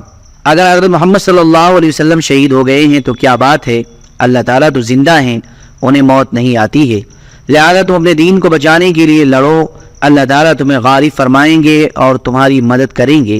کچھ انصار کھڑے ہو کر ان کے پاس آ گئے، جو مسلمان ان کے ساتھ ہو گئے تھے ان کو لے کر انہوں نے کافروں پر حملہ کر دیا۔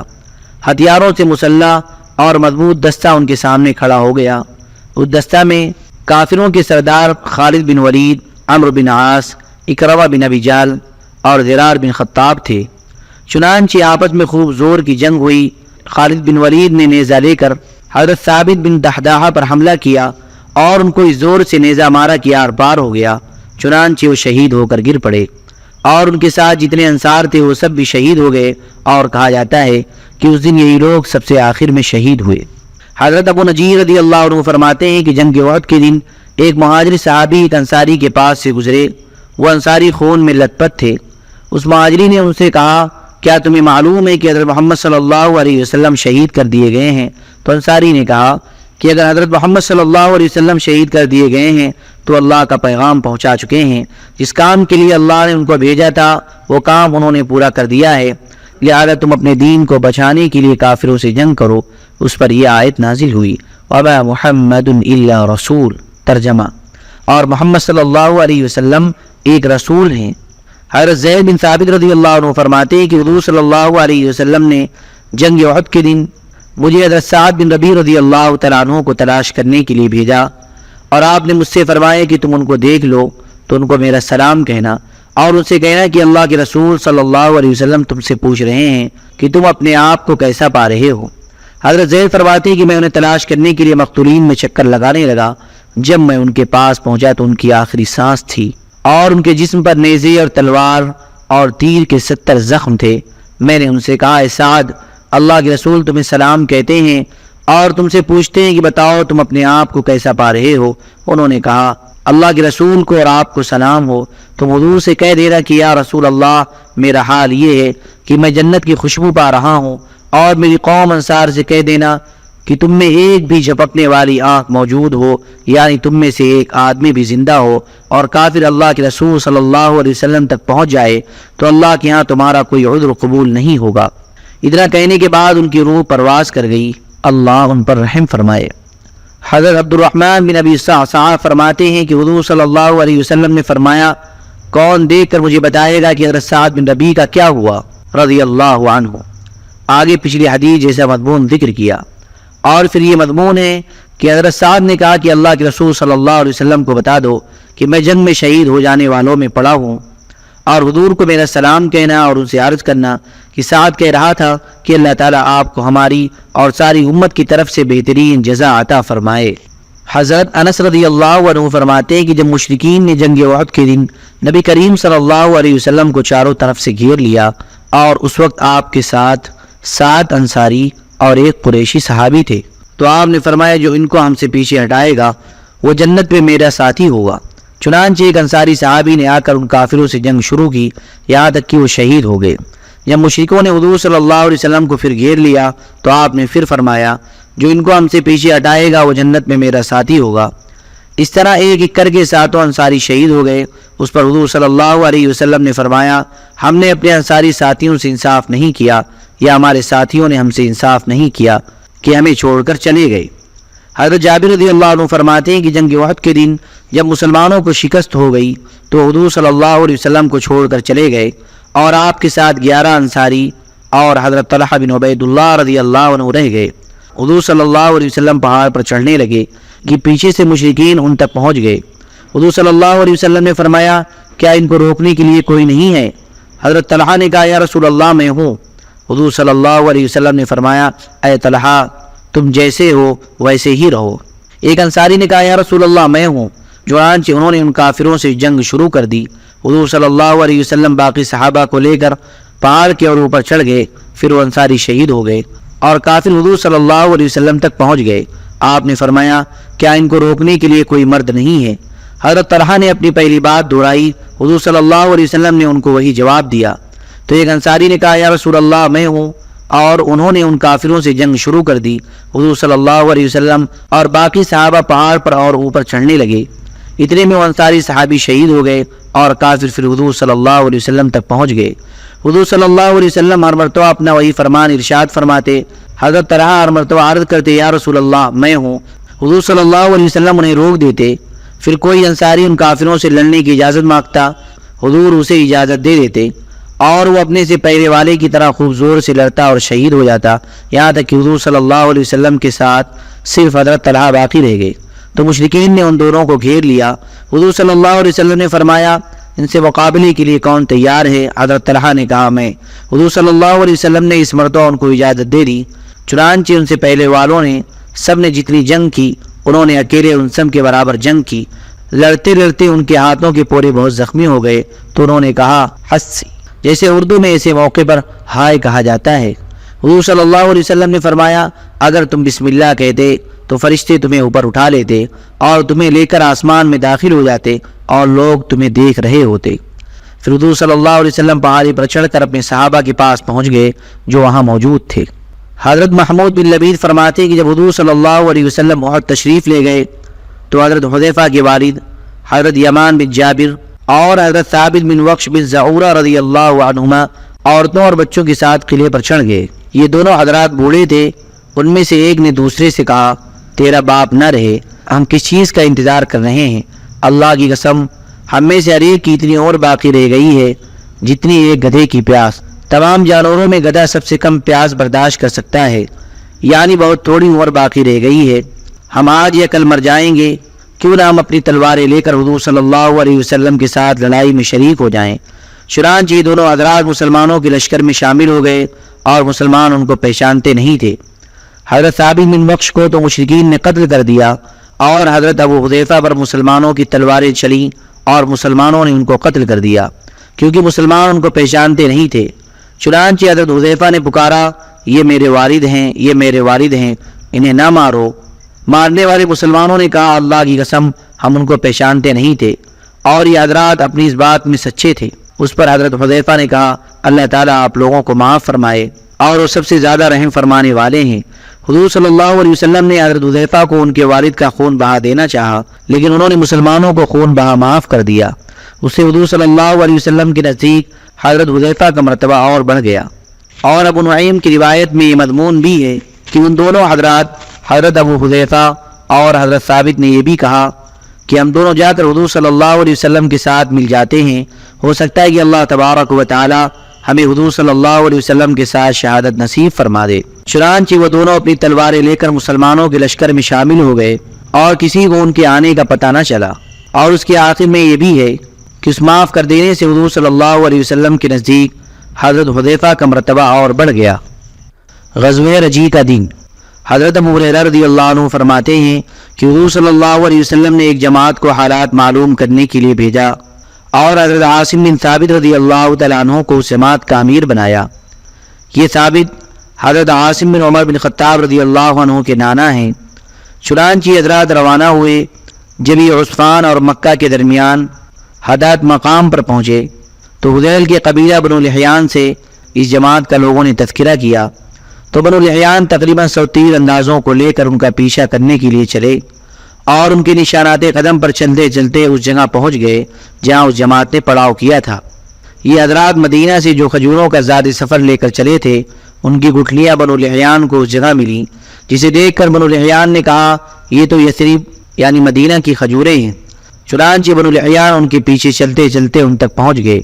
جب حضرت عاصم اور ان کے ساتھیوں کو اس کا پتہ چلا تو ایک پہاڑی پر چڑھ گئے اور بنو لحیان نے آ کر ان کو چاروں طرف سے گھیر لیا اور ان سے کہا کہ ہم تم سے پختہ وعدہ کرتے ہیں کہ اگر تم ہمارے پاس نیچے اتر آؤ گے تو ہم تم میں سے ایک آدمی کو بھی قتل نہیں کریں گے۔ حضرت عاصم نے کہا میں تو کسی کافر کی عہد میں آنا نہیں چاہتا ہوں اور یہ دعا کی کہ اے اللہ ہماری طرف سے اپنے نبی کو خبر پہنچا دے۔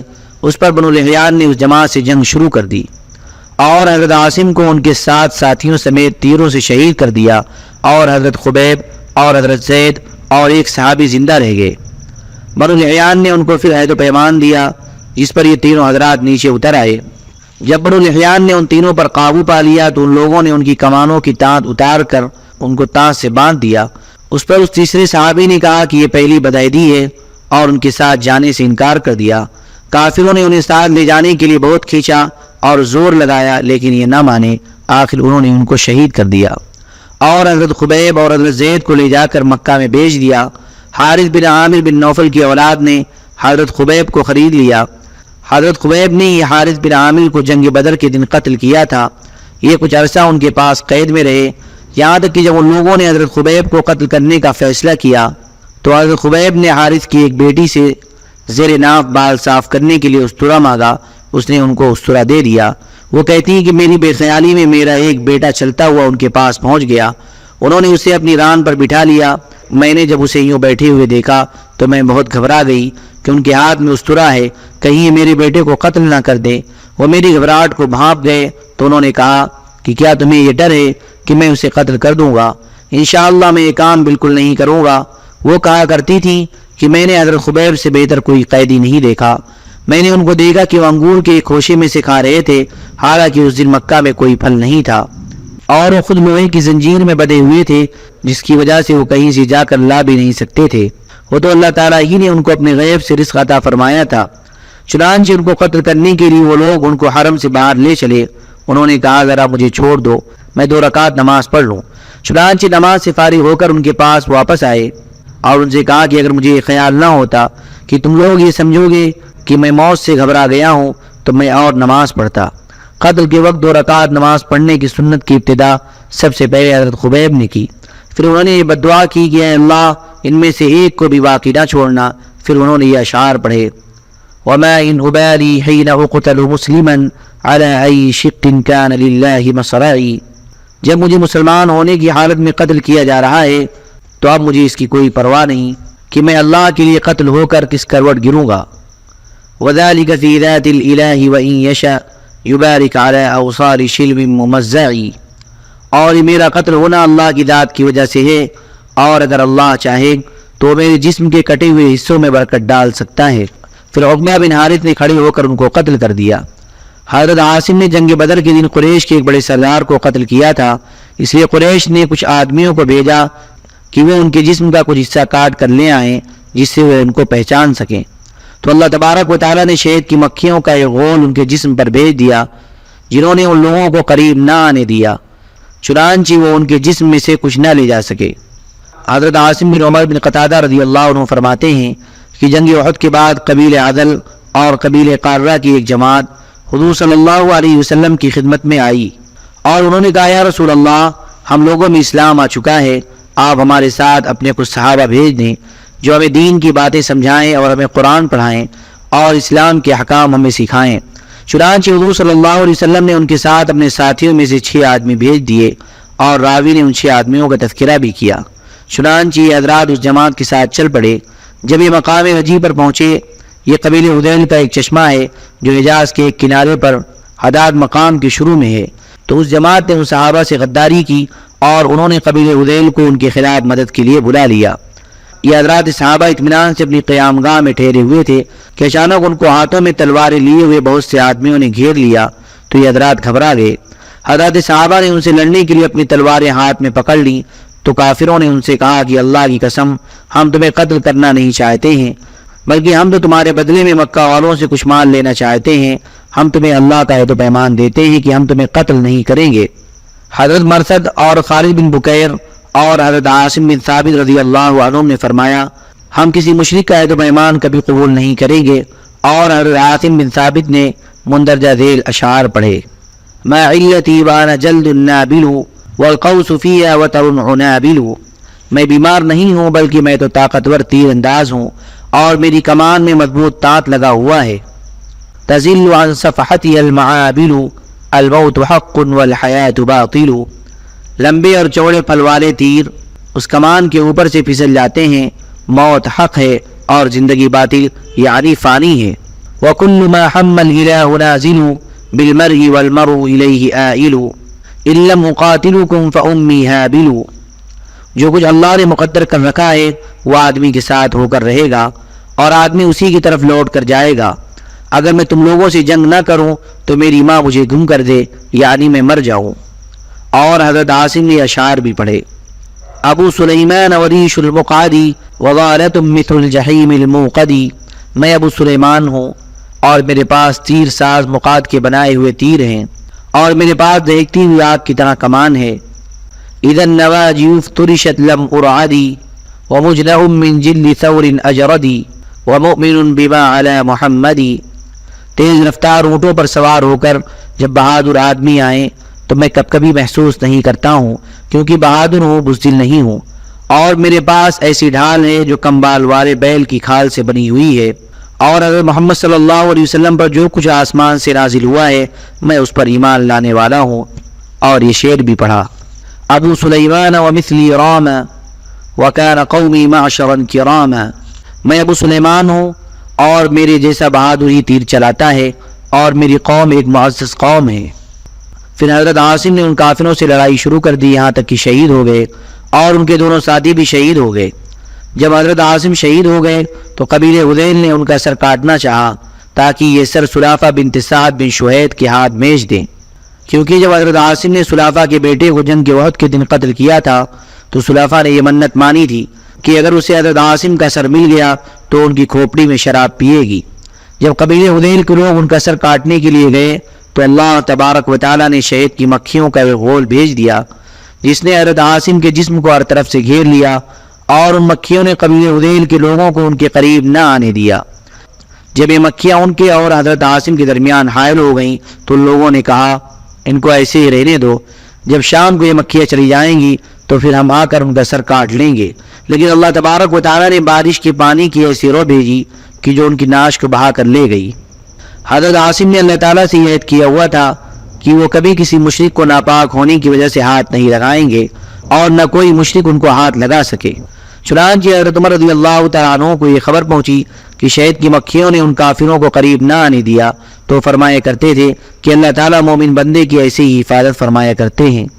حضرت عاصم نے تو اپنی زندگی کے لیے نظر مانی تھی کہ انہیں کوئی مشرک ہاتھ نہ لگا سکے اور نہ وہ کسی مشرک کو ہاتھ لگائیں گے، لیکن جیسے وہ زندگی میں مشرکوں سے بچے رہے ایسے ہی ان کی وفات کے بعد بھی اللہ تبارک و تعالیٰ نے ان کی مشرکوں سے حفاظت فرمائی۔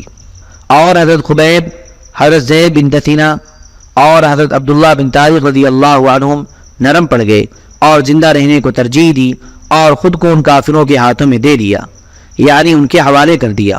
ان لوگوں نے ان تینوں کو قیدی بنا لیا، پھر انہیں مکہ جا کر بیچنے کے لیے لے کر چلے گئے، یہاں تک کہ جب یہ لوگ مقام زہران پر پہنچے تو حضرت عبداللہ بن طارق نے اپنا ہاتھ کسی طرح رسی سے نکال لیا اور پھر انہوں نے اپنی تلوار پکڑ لی اور کافر ان سے پیچھے ہٹ گئے اور ان کو پتھر مارنے لگے، یہاں تک کہ ان کو پتھر مار مار کر شہید کر دیا۔ چنانچہ ان کی قبر دہران میں ہے۔ اور وہ کافر حضرت خبیب اور حضرت زید کو مکہ لے کر آئے، اور قبیلہ ہذیل کے 2 آدمی مکہ میں قید تھے۔ ان کافروں نے ان دونوں حضرات کو اپنے 2 قیدیوں کے بدلے میں قریش کے ہاتھ بیچ دیا۔ حضرت خبیب کو جحیر بن ابی غیاث تمیمی نے خریدا اور حضرت زید بن دثینہ کو صفوان بن امیہ نے اس لیے خریدا تاکہ انہیں اپنے باپ کے بدلے میں قتل کر سکے۔ چنانچہ صفوان نے نسطاس نامی اپنے غلام کے ساتھ ان کو تنعیم بھیجا اور قتل کرنے کے لیے ان کو حرم مکہ سے باہر نکالا۔ قریش کا ایک مجمع جمع ہو گیا جن میں ابو سفیان بن حرب بھی تھے۔ جب حضرت زید کو قتل کرنے کے لیے آگے کیا گیا تو ان سے ابو سفیان نے کہا، اے زید، میں تمہیں اللہ کی قسم دے کر پوچھتا ہوں، کیا تم کو یہ پسند ہے کہ محمد صلی اللہ علیہ وسلم اس وقت ہمارے پاس ہوں اور ہم تمہاری جگہ ان کی گردن مار دیں اور تم اپنے اہل و عیال میں رہو؟ تو حضرت زید نے جواب میں کہا کہ اللہ کی قسم مجھے تو یہ بھی پسند نہیں ہے کہ محمد صلی اللہ علیہ وسلم اس وقت جہاں ہیں وہاں ہی ان کو ایک کانٹا چبھے، اور اس تکلیف کے بدلے میں اپنے اہل و عیال میں بیٹھا ہوا ہوں۔ ابو سفیان نے کہا کہ میں نے کسی کو کسی سے اتنی محبت کرتے ہوئے نہیں دیکھا جتنی محمد صلی اللہ علیہ وسلم کے صحابہ کو محمد صلی اللہ علیہ وسلم سے ہے۔ پھر حضرت زید کو نسطاس نے قتل کر دیا۔ راوی کہتے ہیں کہ حضرت خبیب بن عدی کے بارے میں مجھے حضرت عبداللہ بن ابی نجیح نے یہ بتایا کہ انہیں یہ بتایا گیا کہ جحیر بن ابی یاب کی مادی ماریا جو کہ بعد میں مسلمان ہو گئی تھی، انہوں نے بیان کیا کہ حضرت خبیب کو میرے پاس میرے گھر میں قید کیا گیا تھا۔ ایک دن میں نے ان کو جھانک کر دیکھا تو ان کے ہاتھ میں آدمی کے سر کے برابر انگور کا ایک خوشہ تھا جسے وہ کھا رہے تھے، اور جہاں تک میری معلومات کا تعلق ہے اس وقت روئے زمین پر کھانے کے قابل انگور کہیں نہیں تھے۔ ابن اسحاق بیان کرتے ہیں کہ حضرت عاصم بن عمر بن قتادہ اور حضرت عبداللہ بن ابی نجیح نے کہا کہ حضرت ماریہ نے یہ بیان کیا کہ جب حضرت خبیب کے قتل ہونے کا وقت قریب آیا تو انہوں نے مجھ سے کہا کہ مجھے ایک استرا دے دو تاکہ میں صفائی کر کے قتل کے لیے تیار ہو جاؤں۔ میں نے قبیلہ کے ایک لڑکے کو استرا دیا اور اس سے کہا کہ اس مکان میں جا کر یہ استرا اس آدمی کو دے آؤ۔ حضرت ماریہ کہتی ہیں کہ جو ہی وہ لڑکا استرا لے کر ان کی طرف چلا تو میں نے کہا، میں نے یہ کیا کیا؟ اللہ کی قسم اس آدمی نے تو اپنے خون کا بدلہ پا لیا، یہ اس لڑکے کو قتل کر دے گا اور اس طرح اپنے خون کا بدلہ لے لے گا، اور یوں آدمی کے بدلے آدمی قتل ہوگا۔ جب لڑکے نے ان کو استرا دیا تو انہوں نے اس کے ہاتھ سے استرا لیا، پھر اس لڑکے سے کہا کہ تیری عمر کی قسم، جب تیری ماں نے تجھے استرا دے کر میرے پاس بھیج دیا تو اسے یہ خطرہ نہ گزرا کہ میں تمہیں دھوکے سے قتل کر دوں گا۔ پھر اس لڑکے کو جانے دیا۔ ابن ہشام کہتے ہیں کہ یہ کہا جاتا ہے کہ یہ لڑکا حضرت ماریہ کا اپنا بیٹا تھا۔ حضرت عاصم رحمۃ اللہ علیہ فرماتے ہیں پھر وہ کافر حضرت خبیب رضی اللہ تعالیٰ عنہ کو لے کر حرم سے باہر آئے اور ان کو لے کر سولی دینے کے لیے مقام تنعیم پہنچے تو حضرت خبیب رضی اللہ تعالیٰ عنہ نے ان کافروں سے کہا اگر تم مناسب سمجھو تو مجھے 2 رکعت نماز پڑھنے کی مہلت دے دو۔ انہوں نے کہا لو نماز پڑھ لو۔ چنانچہ انہوں نے نہایت عمدہ طریقے سے 2 رکعت نماز مکمل طور سے ادا کی۔ پھر ان کافروں کی طرف متوجہ ہو کر فرمایا غور سے سنو، اللہ کی قسم اگر مجھے یہ خیال نہ ہوتا کہ تم لوگ سمجھو گے کہ میں موت کے ڈر کی وجہ سے نماز لمبی کر رہا ہوں تو میں اور نماز پڑھتا۔ اور قتل کے وقت 2 رکعت نماز پڑھنے کی سنت کو حضرت خبیب رضی اللہ تعالیٰ عنہ نے مسلمانوں کے لیے سب سے پہلے شروع کیا۔ پھر کافروں نے ان کو سولی کے تختے پر لٹکا دیا۔ جب انہوں نے ان کو اچھی طرح بات دیا تو انہوں نے فرمایا اے اللہ ہم نے تیرے رسول کا پیغام پہنچا دیا ہے اور ہمارے ساتھ جو کچھ کیا جا رہا ہے اس کی ساری خبر کل اپنے رسول کو کر دینا۔ پھر انہوں نے یہ بددعا کی اے اللہ ان میں سے کسی کو باقی نہ چھوڑنا اور ان کو ایک ایک کر کے مار دینا اور ان میں سے ایک کو بھی باقی نہ چھوڑنا۔ پھر ان کافروں نے ان کو قتل کر دیا۔ حضرت معاویہ بن ابی سفیان رضی اللہ عنہما فرمایا کرتے تھے کہ میں بھی اس دن اپنے والد ابو سفیان کے ساتھ دیگر کافروں کی ہمراہی میں وہاں موجود تھا۔ میں نے اپنے والد کو دیکھا کہ وہ حضرت خبیب کی بددعا کے ڈر سے مجھے زمین پر لٹا رہے تھے، کیونکہ اس زمانے میں لوگ کہا کرتے تھے کہ جس کے خلاف بددعا ہو رہی ہو وہ اپنے پہلو پر لیٹ جائے تو وہ بددعا اسے نہیں لگتی بلکہ اسے پھسل جاتی ہے۔ مغازی موسیٰ بن عقبہ میں یہ مضمون ہے کہ حضرت خبیب رضی اللہ تعالیٰ عنہ اور حضرت زید بن دثنہ رضی اللہ عنہ دونوں ایک دن شہید کیے گئے، اور جس دن یہ حضرات قتل کیے گئے اس دن سنا گیا کہ حضور صلی اللہ علیہ وسلم فرما رہے تھے وعلیکم السلام یا وعلیک السلام۔ خبیب کو قریش نے قتل کر دیا، اور آپ نے یہ بتایا کہ جب کافروں نے حضرت خبیب رضی اللہ تعالیٰ عنہ کو سولی پر چڑھا دیا تو ان کو ان کے دین سے ہٹانے کے لیے کافروں نے ان کو تیر مارے، لیکن اس سے ان کا ایمان اور تسلیم اور بڑھ گیا۔ حضرت عروہ اور حضرت موسیٰ بن عقبہ رضی اللہ عنہما فرماتے ہیں کہ جب کافر حضرت خبیب رضی اللہ تعالیٰ عنہ کو سولی پر چڑھانے لگے تو انہوں نے بلند آواز سے ان کو قسم دے کر پوچھا کیا تم یہ پسند کرتے ہو کہ حضرت محمد صلی اللہ علیہ وسلم تمہاری جگہ ہو اور ان کو سولی دے دی جائے؟ حضرت خبیب رضی اللہ تعالیٰ عنہ نے فرمایا نہیں، عظیم اللہ کی قسم مجھے تو یہ بھی پسند نہیں ہے کہ میرے بدلے میں ان کے پاؤں میں ایک کانٹا بھی چبھے۔ اس پر وہ لوگ ہنسنے لگے۔ ابن اسحاق نے اس بات کو حضرت زید بن دثنہ کے قصے میں ذکر کیا ہے، فاللہ اعلم۔ طبرانی نے حضرت عروہ بن زبیر رضی اللہ عنہ کی لمبی حدیث ذکر کی ہے جس میں یہ بھی ہے کہ جو مشرکین جنگ بدر کے دن قتل کیے گئے تھے ان کی اولاد نے حضرت خبیب رضی اللہ تعالیٰ عنہ کو قتل کیا۔ جب مشرکوں نے ان کو سولی پر چڑھا کر مارنے کے لیے ان پر ہتھیار تان لیے تو بلند آواز سے حضرت خبیب رضی اللہ تعالیٰ عنہ کو قسم دے کر پوچھنے لگے کیا تم یہ پسند کرتے ہو کہ حضرت محمد صلی اللہ علیہ وسلم تمہاری جگہ ہوں؟ انہوں نے فرمایا نہیں، عظیم اللہ کی قسم مجھے تو یہ بھی پسند نہیں ہے کہ میرے بدلے میں ان کے پاؤں میں ایک کانٹا چبھے۔ اس پر وہ کافر ہنس پڑے۔ جب مشرک حضرت خبیب رضی اللہ تعالیٰ عنہ کو سولی پر لٹکانے لگے تو انہوں نے یہ اشعار پڑھے لقد جمع الاحزاب حولی وألبوا قبائلهم واستجمعوا كل مجمعی، میرے ارد گرد کافروں کے گروہ جمع ہیں اور انہوں نے اپنے قبیلوں کو بھی جمع کیا ہوا ہے اور ادھر ادھر کے سب لوگ پوری طرح جمع ہیں۔ وقد جمعوا ابناءهم ونساءهم وقربت من جذع طویل ممنع، اور انہوں نے اپنے بیوی بچوں کو بھی جمع کیا ہوا ہے اور مجھے سولی پر لٹکانے کے لیے ایک لمبے اور مضبوط کھجور کے تنے کے قریب کر دیا گیا ہے۔ الی اللہ اشکو غربتی ثم قربتی وما ارصد الاحزاب لی عند مصرعی، میں وطن سے دوری کی اور اپنے رنج و غم کی اور ان چیزوں کی اللہ ہی سے شکایت کرتا ہوں جو ان گروہوں نے میرے قتل ہونے کی جگہ پر میرے لیے تیار کر رکھی ہے۔ فذا العرش صبرنی علی ما یراد بی فقد بضعوا لحمی وقد بان مطمعی، اے عرش والے یہ کافر مجھے قتل کرنا چاہتے ہیں اس پر مجھے صبر عطا فرما، ان لوگوں نے میرا گوشت کاٹ ڈالا ہے اور میری امید ختم ہو گئی ہے۔ وذلك في ذات الإله وإن يشاء يبارك على أوصار شلو ممزعی، اور یہ سب کچھ اللہ کی ذات کی وجہ سے میرے ساتھ ہو رہا ہے، اور اگر اللہ چاہے تو میرے جسم کے کٹے ہوئے حصوں میں برکت ڈال سکتا ہے۔ لعمری ما احفر اذا مت مسلما على ای حال کان للہ مضجعی، میری عمر کی قسم، جب میں مسلمان ہونے کی حالت میں مر رہا ہوں تو مجھے اس کی کوئی پرواہ نہیں ہے کہ کس حالت میں میں اللہ کے لیے جان دے رہا ہوں۔ اور ابن اسحاق نے ان اشعار کو ذکر کیا ہے اور پہلے شعر کے بعد یہ شعر بھی ذکر کیا ہے۔ وَكُلُّهُمْ مُبْدِ الْعَدَاوَةِ جَاهِدٌ عَلَيَّ لِأَنِّي فِي وَثَاقٍ بِمَضْيَعِي، اور یہ سب دشمنی ظاہر کر رہے ہیں اور میرے خلاف پوری طرح کوشش کر رہے ہیں کیونکہ میں بیڑیوں میں ہلاکت کی جگہ میں ہوں۔ اور پانچویں شعر کے بعد ابن اسحاق نے اشعار بھی ذکر کیے ہیں۔ وَقَدْ خَيَّرُونِي الْكُفْرَ وَالْمَوْتُ دُونَهُ وَقَدْ حَمَلَتْ عَيْنَايَ مِنْ غَيْرِ مَجْزَعِ، ان لوگوں نے مجھے موت اور کفر کے درمیان اختیار دیا، حالانکہ موت اس سے بہتر ہے۔ میری دونوں آنکھوں سے آنسو بہ رہے ہیں لیکن یہ کسی گھبراہٹ کی وجہ سے نہیں بہ رہے ہیں۔ وَمَا بِي حِذَارُ الْمَوْتِ إِنِّي لَمَيِّتٌ وَلَكِنْ حِذَارِي جَحْمُ نَارٍ مُلَفَّعِ، مجھے موت کا کوئی ڈر نہیں ہے کیونکہ میں نے مرنا تو ضرور ہے، مجھے تو لپٹ مارنے والی آگ کی لپٹ کا ڈر ہے۔ فواللہ ما ارجو اذا مت مسلما على ای جنب کان فی اللہ مضجعی، اللہ کی قسم جب میں مسلمان ہونے کی حالت میں مر رہا ہوں تو اس بات کا مجھے کوئی ڈر نہیں ہے کہ مجھے اللہ کے لیے کس پہلو پر لیٹنا ہوگا۔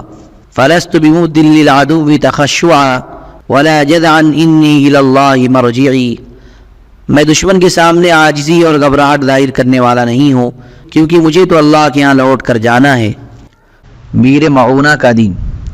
حضرت مغیرہ بن عبد الرحمن اور حضرت عبداللہ بن ابی بکر بن محمد بن عامر بن حزم وغیرہ دیگر حضرات اہل علم فرماتے ہیں کہ نیزہ بازی کا ماہر ابو براء عامر بن مالک بن جعفر مدینہ حضور اقدس صلی اللہ علیہ وسلم کی خدمت میں آیا۔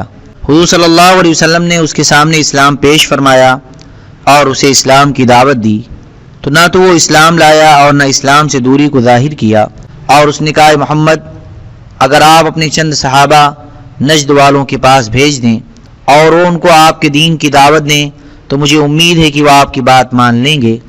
حضور صلی اللہ علیہ وسلم نے فرمایا مجھے اپنے صحابہ کے بارے میں نجد والوں کی طرف سے خطرہ ہے۔ ابو برا نے کہا میں ان لوگوں کو پناہ دیتا ہوں، آپ انہیں بھیج دیں تاکہ وہ لوگوں کو آپ کے دین کی دعوت دیں۔ چنانچہ حضور صلی اللہ علیہ وسلم نے بنو ساعدہ کے منذر بن عمرو کو، جن کا لقب المعنق لیموت تھا، اس کا ترجمہ ہے موت کی طرف جلدی سے لپکنے والا، اپنے صحابہ میں سے 70 بہترین مسلمانوں کے ساتھ بھیجا، جن میں حضرت حارث بن سمہ، بنو عدی بن نجار کے حضرت حرام بن ملحان، حضرت عروہ بن اسما بن سلط سلمی، حضرت نافع بن بدیل بن ورقہ خزاعی، حضرت ابو بکر کے غلام حضرت عامر بن فہیرہ رضی اللہ عنہم اور دیگر بہت سے بہترین مسلمان تھے۔ یہ حضرات مدینہ سے چل کر بیر معونہ پہنچے۔ یہ کنواں بنو عامر کی زمین اور بنو سلیم کے پتھریلے میدان کے درمیان ہے۔ ان حضرات نے جب یہاں پڑاؤ ڈال لیا تو حضرت حرام بن ملحان کو حضور صلی اللہ علیہ وسلم کا خط دے کر عامر بن طفیل کے پاس بھیجا۔ حضرت حرام عامر کے پاس پہنچے تو اس نے خط کی طرف دیکھا ہی نہیں بلکہ حضرت حرام پر حملہ کر کے انہیں شہید کر دیا۔ پھر اس نے حضرات صحابہ اکرام کے خلاف بنو عامر قبیلہ سے مدد مانگی، لیکن اس کی بات ماننے سے بنو عامر نے انکار کر دیا اور یہ کہہ دیا کہ ابو برا ان مسلمانوں کو پناہ دے چکا ہے، ہم اس کے معاہدے کو توڑنا نہیں چاہتے ہیں۔ پھر عامر نے بنو سلیم کے قبائل رسیہ اور رعل اور ذکوان سے ان حضرات کے خلاف مدد مانگی، انہوں نے اس کی بات مان لی۔ چنانچہ یہ تمام قبائل اکٹھے ہو کر آئے اور جہاں مسلمانوں نے پڑاؤ ڈالا ہوا تھا وہاں آ کر سب طرف سے مسلمانوں کو گھیر لیا۔ جب مسلمانوں نے ان قبائل کو دیکھا تو انہوں نے اپنی تلواریں نکال لی اور ان کافروں سے لڑنا شروع کر دیا، یہاں تک کہ سب کے سبھی شہید ہو گئے۔ اللہ ان حضرات پر رحم فرمائے۔ بس بنو دینار بن نجار کے حضرت کعب بن زید ہی زندہ بچے۔ ابھی ان میں جان باقی تھی کہ کافر انہیں چھوڑ کر چلے گئے۔ انہیں مقتولین کے درمیان سے اٹھا کر لایا گیا، اس کے بعد یہ زندہ رہے اور جنگ خندق کے دن یہ شہید ہوئے۔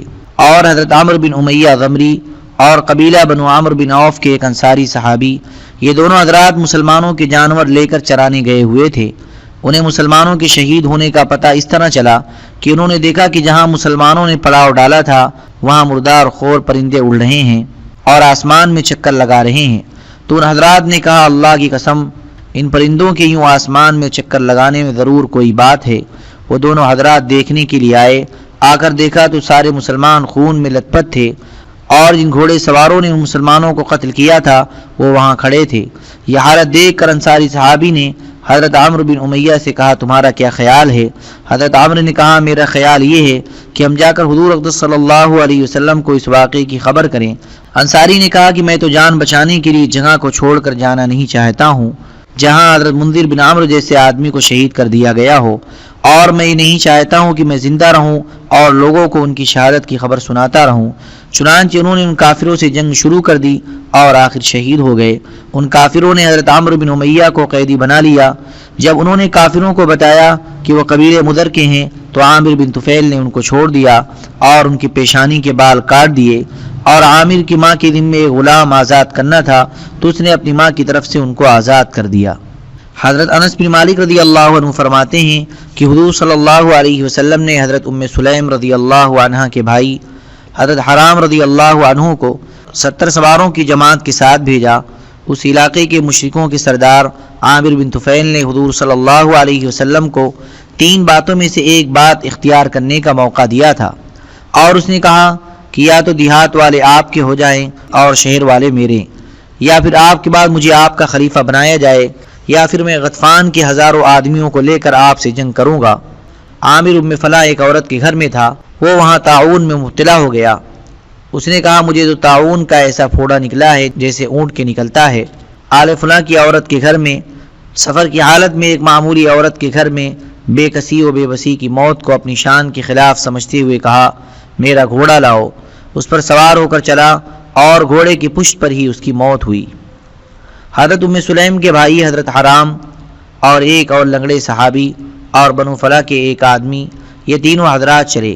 حضرت حرام نے دونوں ساتھیوں سے کہا میں ان لوگوں کے پاس جاتا ہوں، تم دونوں ذرا قریب رہنا، اگر ان لوگوں نے مجھے امن دے دیا تو تم قریب ہی ہوگے، اور اگر انہوں نے مجھے قتل کر دیا تو اپنے ساتھیوں کے پاس چلے جانا۔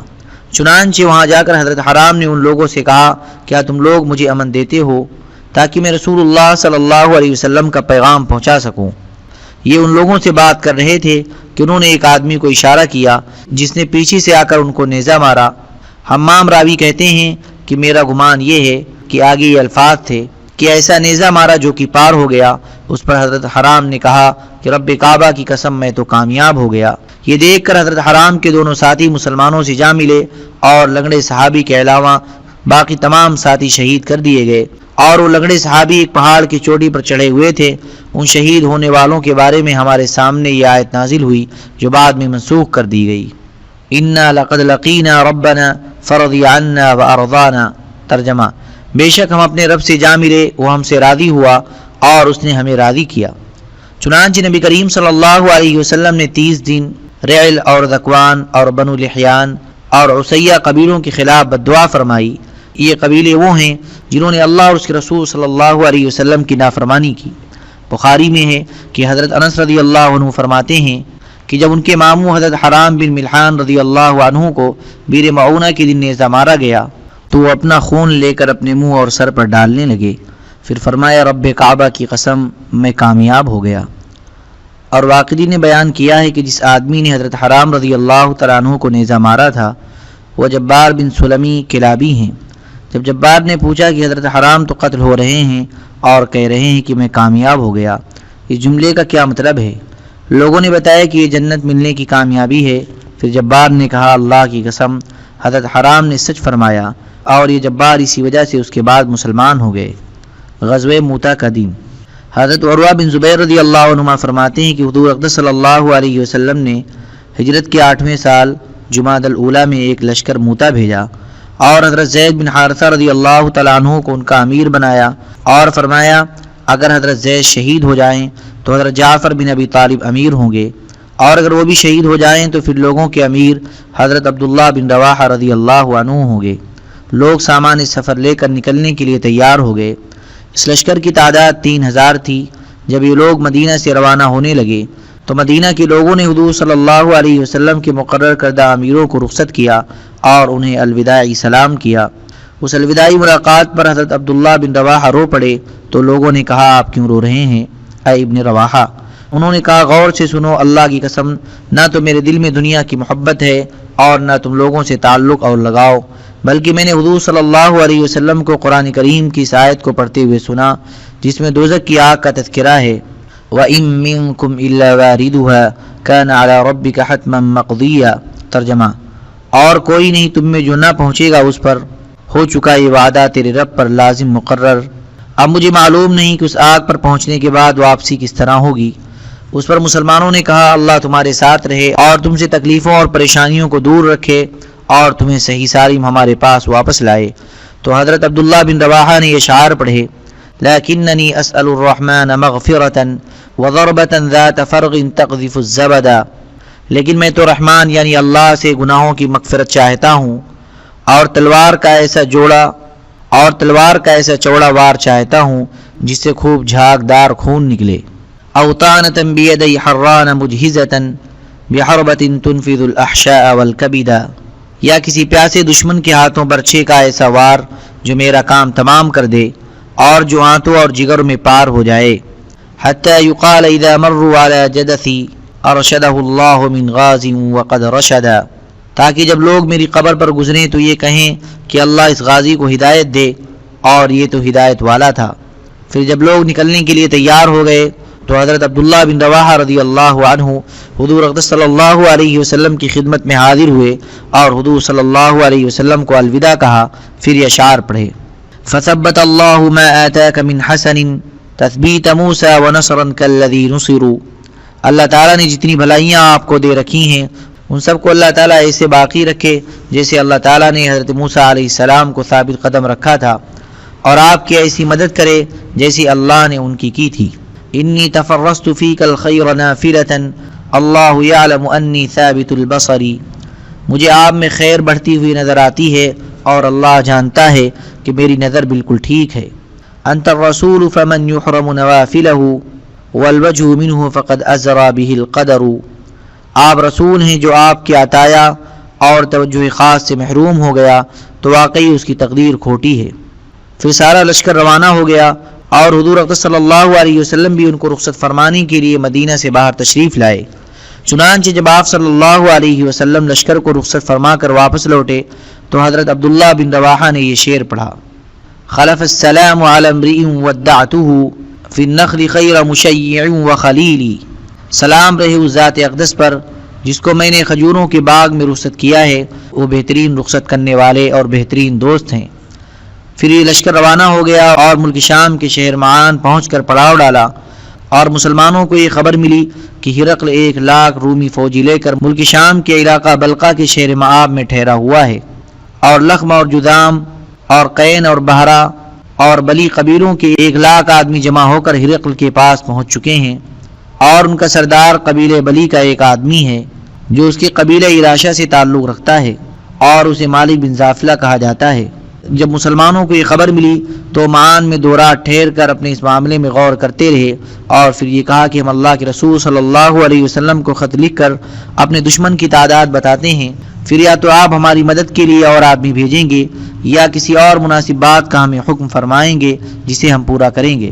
اس پر حضرت عبداللہ بن رواحہ رضی اللہ تعالیٰ عنہ نے لوگوں کی ہمت بڑھائی اور انہیں حوصلہ دلایا اور کہا، اے میری قوم، اللہ کی قسم جس شہادت کو تم ناپسند سمجھ رہے ہو حقیقت میں تم اسی کی تلاش میں نکلے ہو۔ ہم لوگوں سے جنگ تعداد اور طاقت اور کثرت کی بنیاد پر نہیں کرتے، بلکہ ہم تو لوگوں سے جنگ اس دین کی بنیاد پر کرتے ہیں جس کے ذریعے اللہ نے ہمیں عزت عطا فرمائی ہے۔ لہذا چلو 2 کامیابیوں میں سے ایک کامیابی تو ضرور ملے گی، یا تو دشمن پر غلبہ یا اللہ کے راستے کی شہادت۔ اس پر لوگوں نے کہا، اللہ کی قسم ابن رواحہ نے بالکل ٹھیک کہا ہے۔ چنانچہ لوگ وہاں سے آگے بڑھے۔ جب بلقا علاقے کی سرحد پر پہنچے تو ہرقل کے رومی اور عربی لشکر بلقا کی مشارف نامی بستی میں مسلمانوں کو ملے۔ پھر دشمن قریب آ گیا اور مسلمان موتا نامی بستی میں اکٹھے ہو گئے اور وہاں جنگ ہوئی۔ مسلمانوں نے دشمن سے لڑنے کے لیے اپنے لشکر کو ترتیب دی، اور مسلمانوں کے لشکر کے میمنہ پر بنو عذرا کے قطبہ بن قتادہ رضی اللہ عنہ کو اور میسرہ پر عبایہ بن مالک رضی اللہ عنہ انصاری صحابی کو امیر مقرر کیا۔ پھر دونوں فوجوں کا مقابلہ ہوا اور بڑے زور کی جنگ ہوئی۔ حضرت زید بن حارثہ رضی اللہ عنہ حضور اقدس صلی اللہ علیہ وسلم والے جھنڈے کو لے کر بہادری سے لڑتے رہے، آخر دشمن کے نیزوں سے زخمی ہو کر شہید ہو گئے۔ پھر حضرت جعفر رضی اللہ تعالیٰ عنہ نے اس جھنڈے کو لے لیا اور دشمن سے لڑتے رہے یہاں تک کہ شہید ہو گئے، اور مسلمانوں میں سب سے پہلے آدمی حضرت جعفر ہیں جنہوں نے اپنے گھوڑے کے پاؤں کاٹ ڈالے۔ طبرانی میں اس جیسی حدیث حضرت عروہ بن زبیر رضی اللہ عنہ سے مروی ہے، اور اس میں یہ ہے کہ پھر حضرت جعفر رضی اللہ تعالیٰ عنہ نے جھنڈے کو لے لیا، اور جب گھمسان کی لڑائی شروع ہوئی تو اپنے سرخ گھوڑے سے نیچے اترے اور اس کے پاؤں کاٹ دیے اور دشمن سے لڑتے رہے یہاں تک کہ شہید ہو گئے۔ اور حضرت جعفر رضی اللہ تعالیٰ عنہ پہلے مسلمان ہیں جنہوں نے جنگ میں گھوڑے کے پاؤں کاٹے۔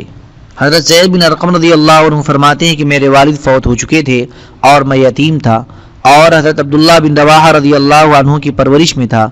وہ سواری پر اپنے پیچھے بٹھا کر اپنے اس سفر میں مجھے بھی ساتھ لے گئے تھے۔ اللہ کی قسم ایک رات وہ چل رہے تھے کہ میں نے ان کو یہ اشعار پڑھتے ہوئے سنا: اذا ادنیتنی وحملت رحلی مسیرۃ اربع بعد الحساء، اے میری اونٹنی جب تم مجھے قریب کر دے گی اور مقام حساء کے بعد 4 دن کی مسافت تک تو میرے کجاوے کو اٹھا کر لے جائے گی۔ فشأنک انعم وخلالک ذم ولا ارجع الى اہلی ورائی، تو پھر تو نعمتوں میں آرام سے رہنا اور تیری مذمت نہ ہوا کرے گی، کیونکہ میں تو وہاں جا کر دشمنوں سے لڑائی میں شہید ہو جاؤں گا، اس لیے سفر میں تجھے لے جانے کی مجھے ضرورت نہ رہے گی، اور خدا کرے کہ میں اپنے پیچھے اپنے گھر والوں کے پاس نہ جاؤں۔ وجاء المسلمون وغادرونی بأرض الشام مستنہى الثواء، اور وہاں سے مسلمان واپس آ جائیں گے اور مجھے سرزمین شام میں وہاں چھوڑ آئیں گے جہاں میرا آخری قیام گاہ ہوگا۔ ورد كل ذي نسب قریب الى الرحمن منقطع الاخاء، اور میرے شہید ہو جانے کے بعد تجھے میرے وہ رشتہ دار واپس لے جائیں گے جو رحمان کے تو قریب ہوں گے، لیکن مجھ سے ان کا بھائی چارہ میرے مرنے کی وجہ سے ختم ہو چکا ہوگا۔ هنالك لا أبالي طلع بعل ولا نخل أسافلها روائي، اور اس وقت مجھے نہ تو خضرہ و درخت کے پھل کی پرواہ رہے گی اور نہ پانی سے سیراب ہونے والی کھجوروں کے پھل کی پرواہ رہے گی۔ حضرت زید بن ارقم رضی اللہ عنہ فرماتے ہیں کہ میں نے جب ان سے یہ اشعار سنے جن میں تمنائے شہادت کا اظہار تھا تو میں رو پڑا۔ اس پر انہوں نے مجھے کوڑا مارا اور کہنے لگے: او کمینے، اللہ اگر مجھے شہادت نصیب فرما دے تو اس میں تمہارا کیا نقصان ہے؟ میں شہید ہو جاؤں گا، تم میرے کجاوے پر بیٹھ کر مدینہ واپس چلے جانا۔ حضرت عباد بن عبداللہ بن زبیر رضی اللہ عنہما فرماتے ہیں کہ میرے رضائی باپ جو کہ قبیلہ بنو عمرو بن عوف کے تھے، انہوں نے مجھ سے بیان فرمائے کہ جب حضرت جعفر رضی اللہ تعالیٰ عنہ شہید ہو گئے تو حضرت عبداللہ بن رواحہ رضی اللہ تعالیٰ عنہ نے جھنڈا لے لیا اور پھر جھنڈا لے کر اپنے گھوڑے پر آگے بڑھے۔ وہ دشمن سے لڑنے کے لیے گھوڑے سے نیچے اترنا چاہتے تھے، لیکن طبیعت میں اس بارے میں کچھ تردد محسوس کیا تو یہ اشعار پڑھ کر اپنی طبیعت کو آمادہ کیا: اقسمت یا نفسی لتنزلن او لتکرہن، اے میرے نفس تجھے قسم دے کر کہہ رہا ہوں کہ تجھے نیچے اترنا ہوگا، خوشی سے اتر یا ناگواری سے۔ ان اجلب الناس وشد الرن ما لی اراک تکرہین الجنہ، اگر کافی لوگ جمع ہو گئے ہیں اور وہ لڑنے کے زور میں اونچی آوازیں نکال رہے ہیں تو بزدل مت بن، کیا ہوا میں دیکھ رہا ہوں کہ تو جنت میں جانے کو پسند نہیں کر رہا ہے۔ قد طالما كنت مطمئنہ هل انت الا نطفۃ فی شنہ، اور تجھے اطمینان کی زندگی گزارتے ہوئے بڑا لمبا زمانہ ہو گیا ہے اور تو مشکیزے کے تھوڑے سے پانی کی طرح ہے کہ نامعلوم کب ختم ہو جائے۔ اور یہ اشعار بھی پڑھے: یا نفس الا تقتلی تموتی هذا حمام الموت وقد سلیتی، اے میرے نفس اگر تو قتل نہیں ہوگا تو ایک نہ ایک دن مرنا تو پڑے گا، اور یہ موت کا تقدیر میں لکھا ہوا فیصلہ ہے جس میں تجھے داخل کر دیا گیا ہے۔ وما تمنیت فقد اعطیت ان تفعلی فعلها ہدیت، تو نے جس چیز کی تمنا کی تھی وہ تمہیں دے دی گئی ہے، اگر تو ان دونوں یعنی حضرت زید اور حضرت جعفر جیسا کام کرے گا تو ہدایت پا لے گا۔ پھر حضرت عبداللہ بن رواحہ رضی اللہ عنہ گھوڑے سے اتر گئے اور پھر انہیں ان کے ایک چچا زاد بھائی نے ہڈی والا گوشت لا کر دیا اور ان سے کہا کہ اس کے ذریعے اپنی کمر کو مضبوط کر لو، کیونکہ تمہیں ان دنوں بہت تکلیف اور بھوک برداشت کرنی پڑی ہے۔ انہوں نے ان کے ہاتھ سے وہ گوشت لے کر ایک دفعہ دانتوں سے توڑ کر کھایا کہ اتنے میں انہوں نے لشکر کے ایک کونے سے لوگوں کے اکٹھا ہو کر ہلہ بولنے کی آواز سنی تو اپنے آپ کو مخاطب کر کے انہوں نے کہا کہ یہ لوگ تو جان کی بازی لگا رہے ہیں اور تو دنیا میں لگا ہوا ہے۔ پھر اپنے ہاتھ سے گوشت کا ٹکڑا پھینک دیا اور اپنی تلوار لے کر آگے بڑھے اور کافروں سے جنگ شروع کر دی، آخر شہید ہو گئے۔ حضرت عباد بن عبداللہ بن زبیر رضی اللہ عنہ فرماتے ہیں کہ میرے رضائی باپ نے جو کہ بنو مرہ بن عوف کے تھے اور وہ اس غزوہ موتا میں شریک ہوئے تھے، مجھ سے یہ بیان فرمایا کہ اللہ کی قسم میں اس وقت حضرت جعفر رضی اللہ تعالیٰ عنہ کی طرف دیکھ رہا ہوں جبکہ وہ اپنے سر گھوڑے سے اترے اور پھر اس کی ٹانگیں کاٹ ڈالیں اور پھر کافروں سے لڑائی شروع کر دی یہاں تک کہ وہ شہید ہو گئے، اور وہ یہ اشعار پڑھ رہے تھے: یا حبذا الجنۃ واقترابها طیبۃ وبارد شرابها، اے لوگو کیا ہی اچھی چیز ہے جنت اور کیا ہی اچھا ہے اس کا قریب ہونا، جنت بہت ہی عمدہ چیز ہے اور اس کا پانی خوب ٹھنڈا ہے۔ والروم روم قد دنا عذابها كافرة بعيدة انسابها علی اذا لاقیتها ضرابها، رومیوں کے عذاب کا وقت قریب آ گیا ہے، یہ لوگ کافر ہیں اور ان کا آپس میں کوئی جوڑ نہیں ہے، جب میدان جنگ میں ان کا سامنا ہو گیا ہے تو اب ان کو تلوار سے مارنا مجھ پر ضروری ہو گیا ہے۔ اللهم صل على سيدنا وحبيبنا ومحبوبنا ومولانا محمد وبارك وسلم، سبحان ربك رب العزة عما يصفون وسلام على المرسلين والحمد لله رب العالمين۔